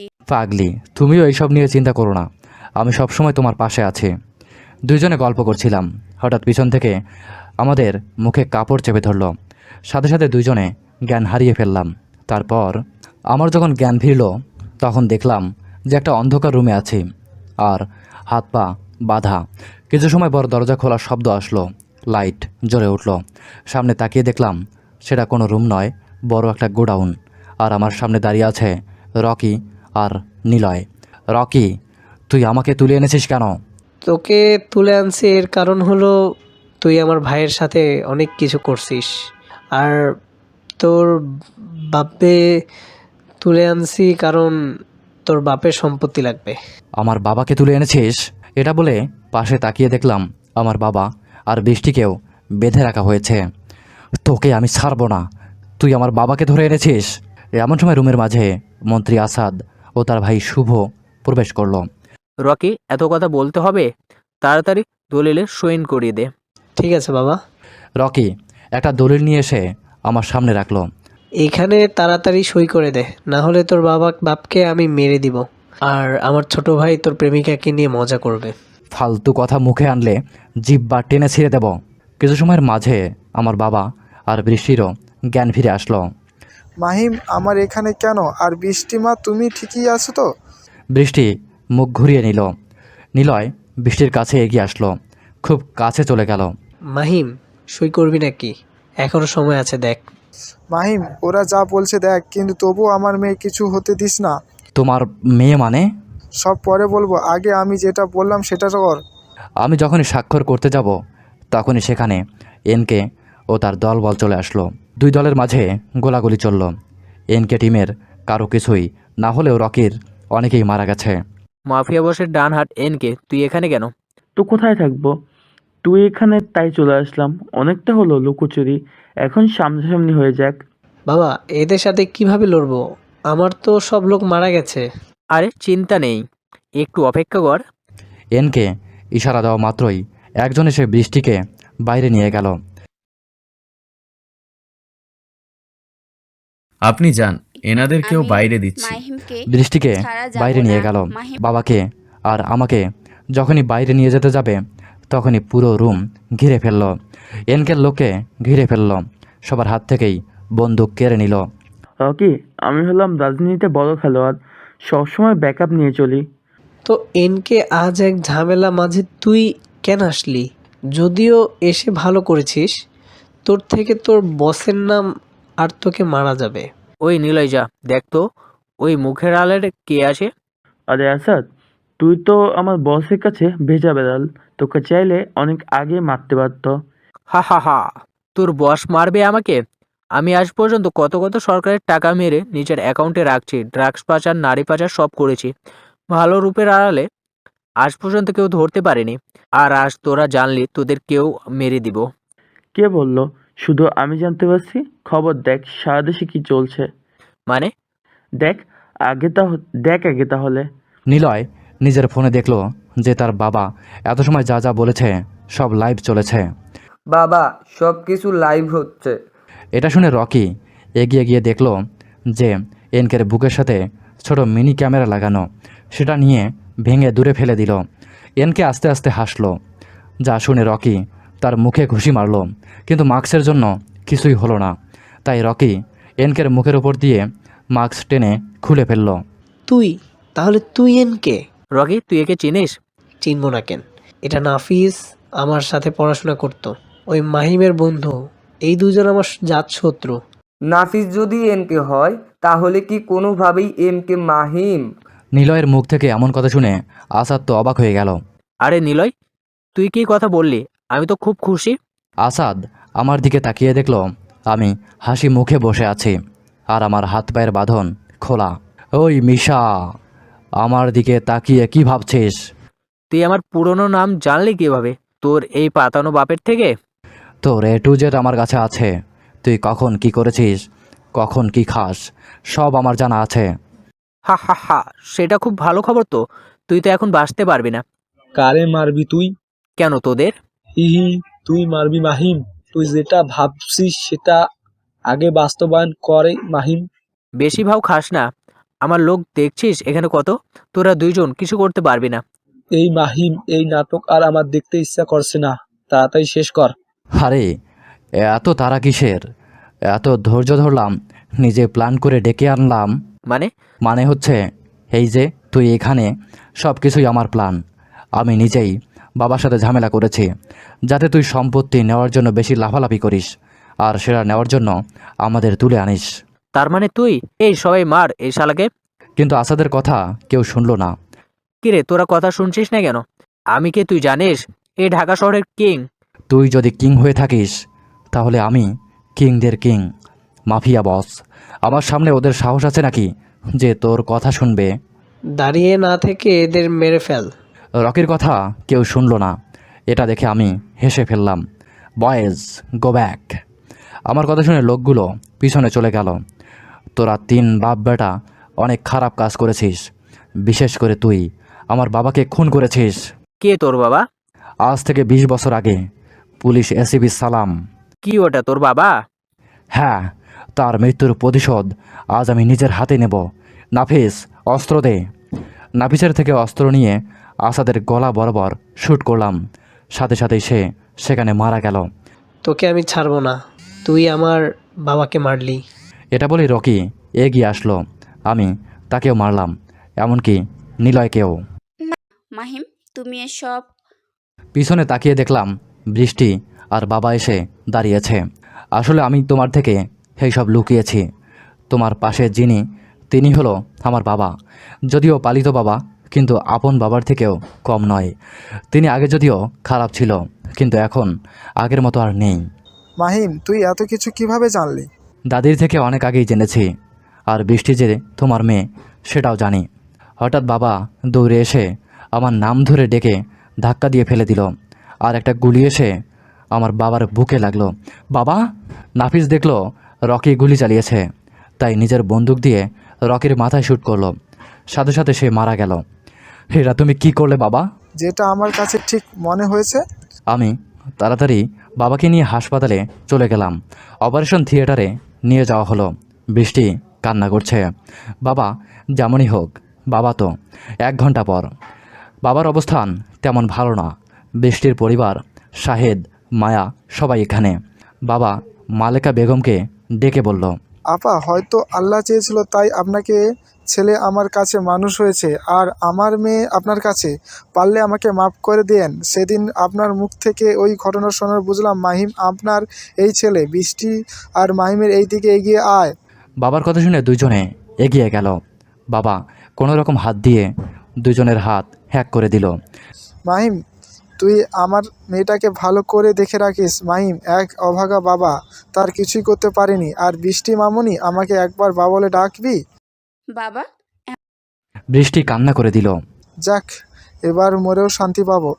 এমন কথা বলো না বাবা, অনেক দিন পর তোমাকে পেয়েছি। বাবা আমাকে ইশারা করে কাছে আনলো আর কানের কাছে বলল, আমি তোর কাছে খুবই খুশি। আমি চাই তুই সারা জীবন এই কাজ ধরে রাখ। কিন্তু হ্যাঁ, আমার মেয়ের ওপর যেন প্রভাব না পড়ে। খারাপের জন্য নিজের মাফিয়া বস রূপটা বের করছিস, না হলে যে দেশের সমাজ অবস্থা খারাপ হয়ে যাবে। আর কথা শোনা গেল না। বাবার শেষ নিঃশ্বাস ত্যাগ করেছে। বৃষ্টি প্রচুর কান্না করছে, আমাকে জড়িয়ে ধরে অঝরে কান্না করছে। আমি তাকে সান্ত্বনা দিচ্ছি। আচ্ছা মাহিম, তুমি এখনো বললে না যে আব্বু তোমাকে কানের কাছে কি বলেছিল গো? হুম হুম এই যে তার মেয়েকে যেন দেখে রাখি আর বেশি ভালোবাসি, এটা বলে গালে চুমু দিলাম। আর বৃষ্টি আমার বুকে একটু ঘুষি মেরে দিল। তোমাকে যতই দেখি তত রোমান্টিক হয়ে যাই। বৃষ্টি আমার বুকের ওপর শুয়ে আছে, আর আমি বাবার দিকে তাকিয়ে মনে মনে বলছি, হ্যাঁ বাবা, তোমার কথা রাখতে পেরেছি। খারাপের বিনাশ করতে তোমার ছেলে মাফিয়া বস হয়ে ওঠে এখনও।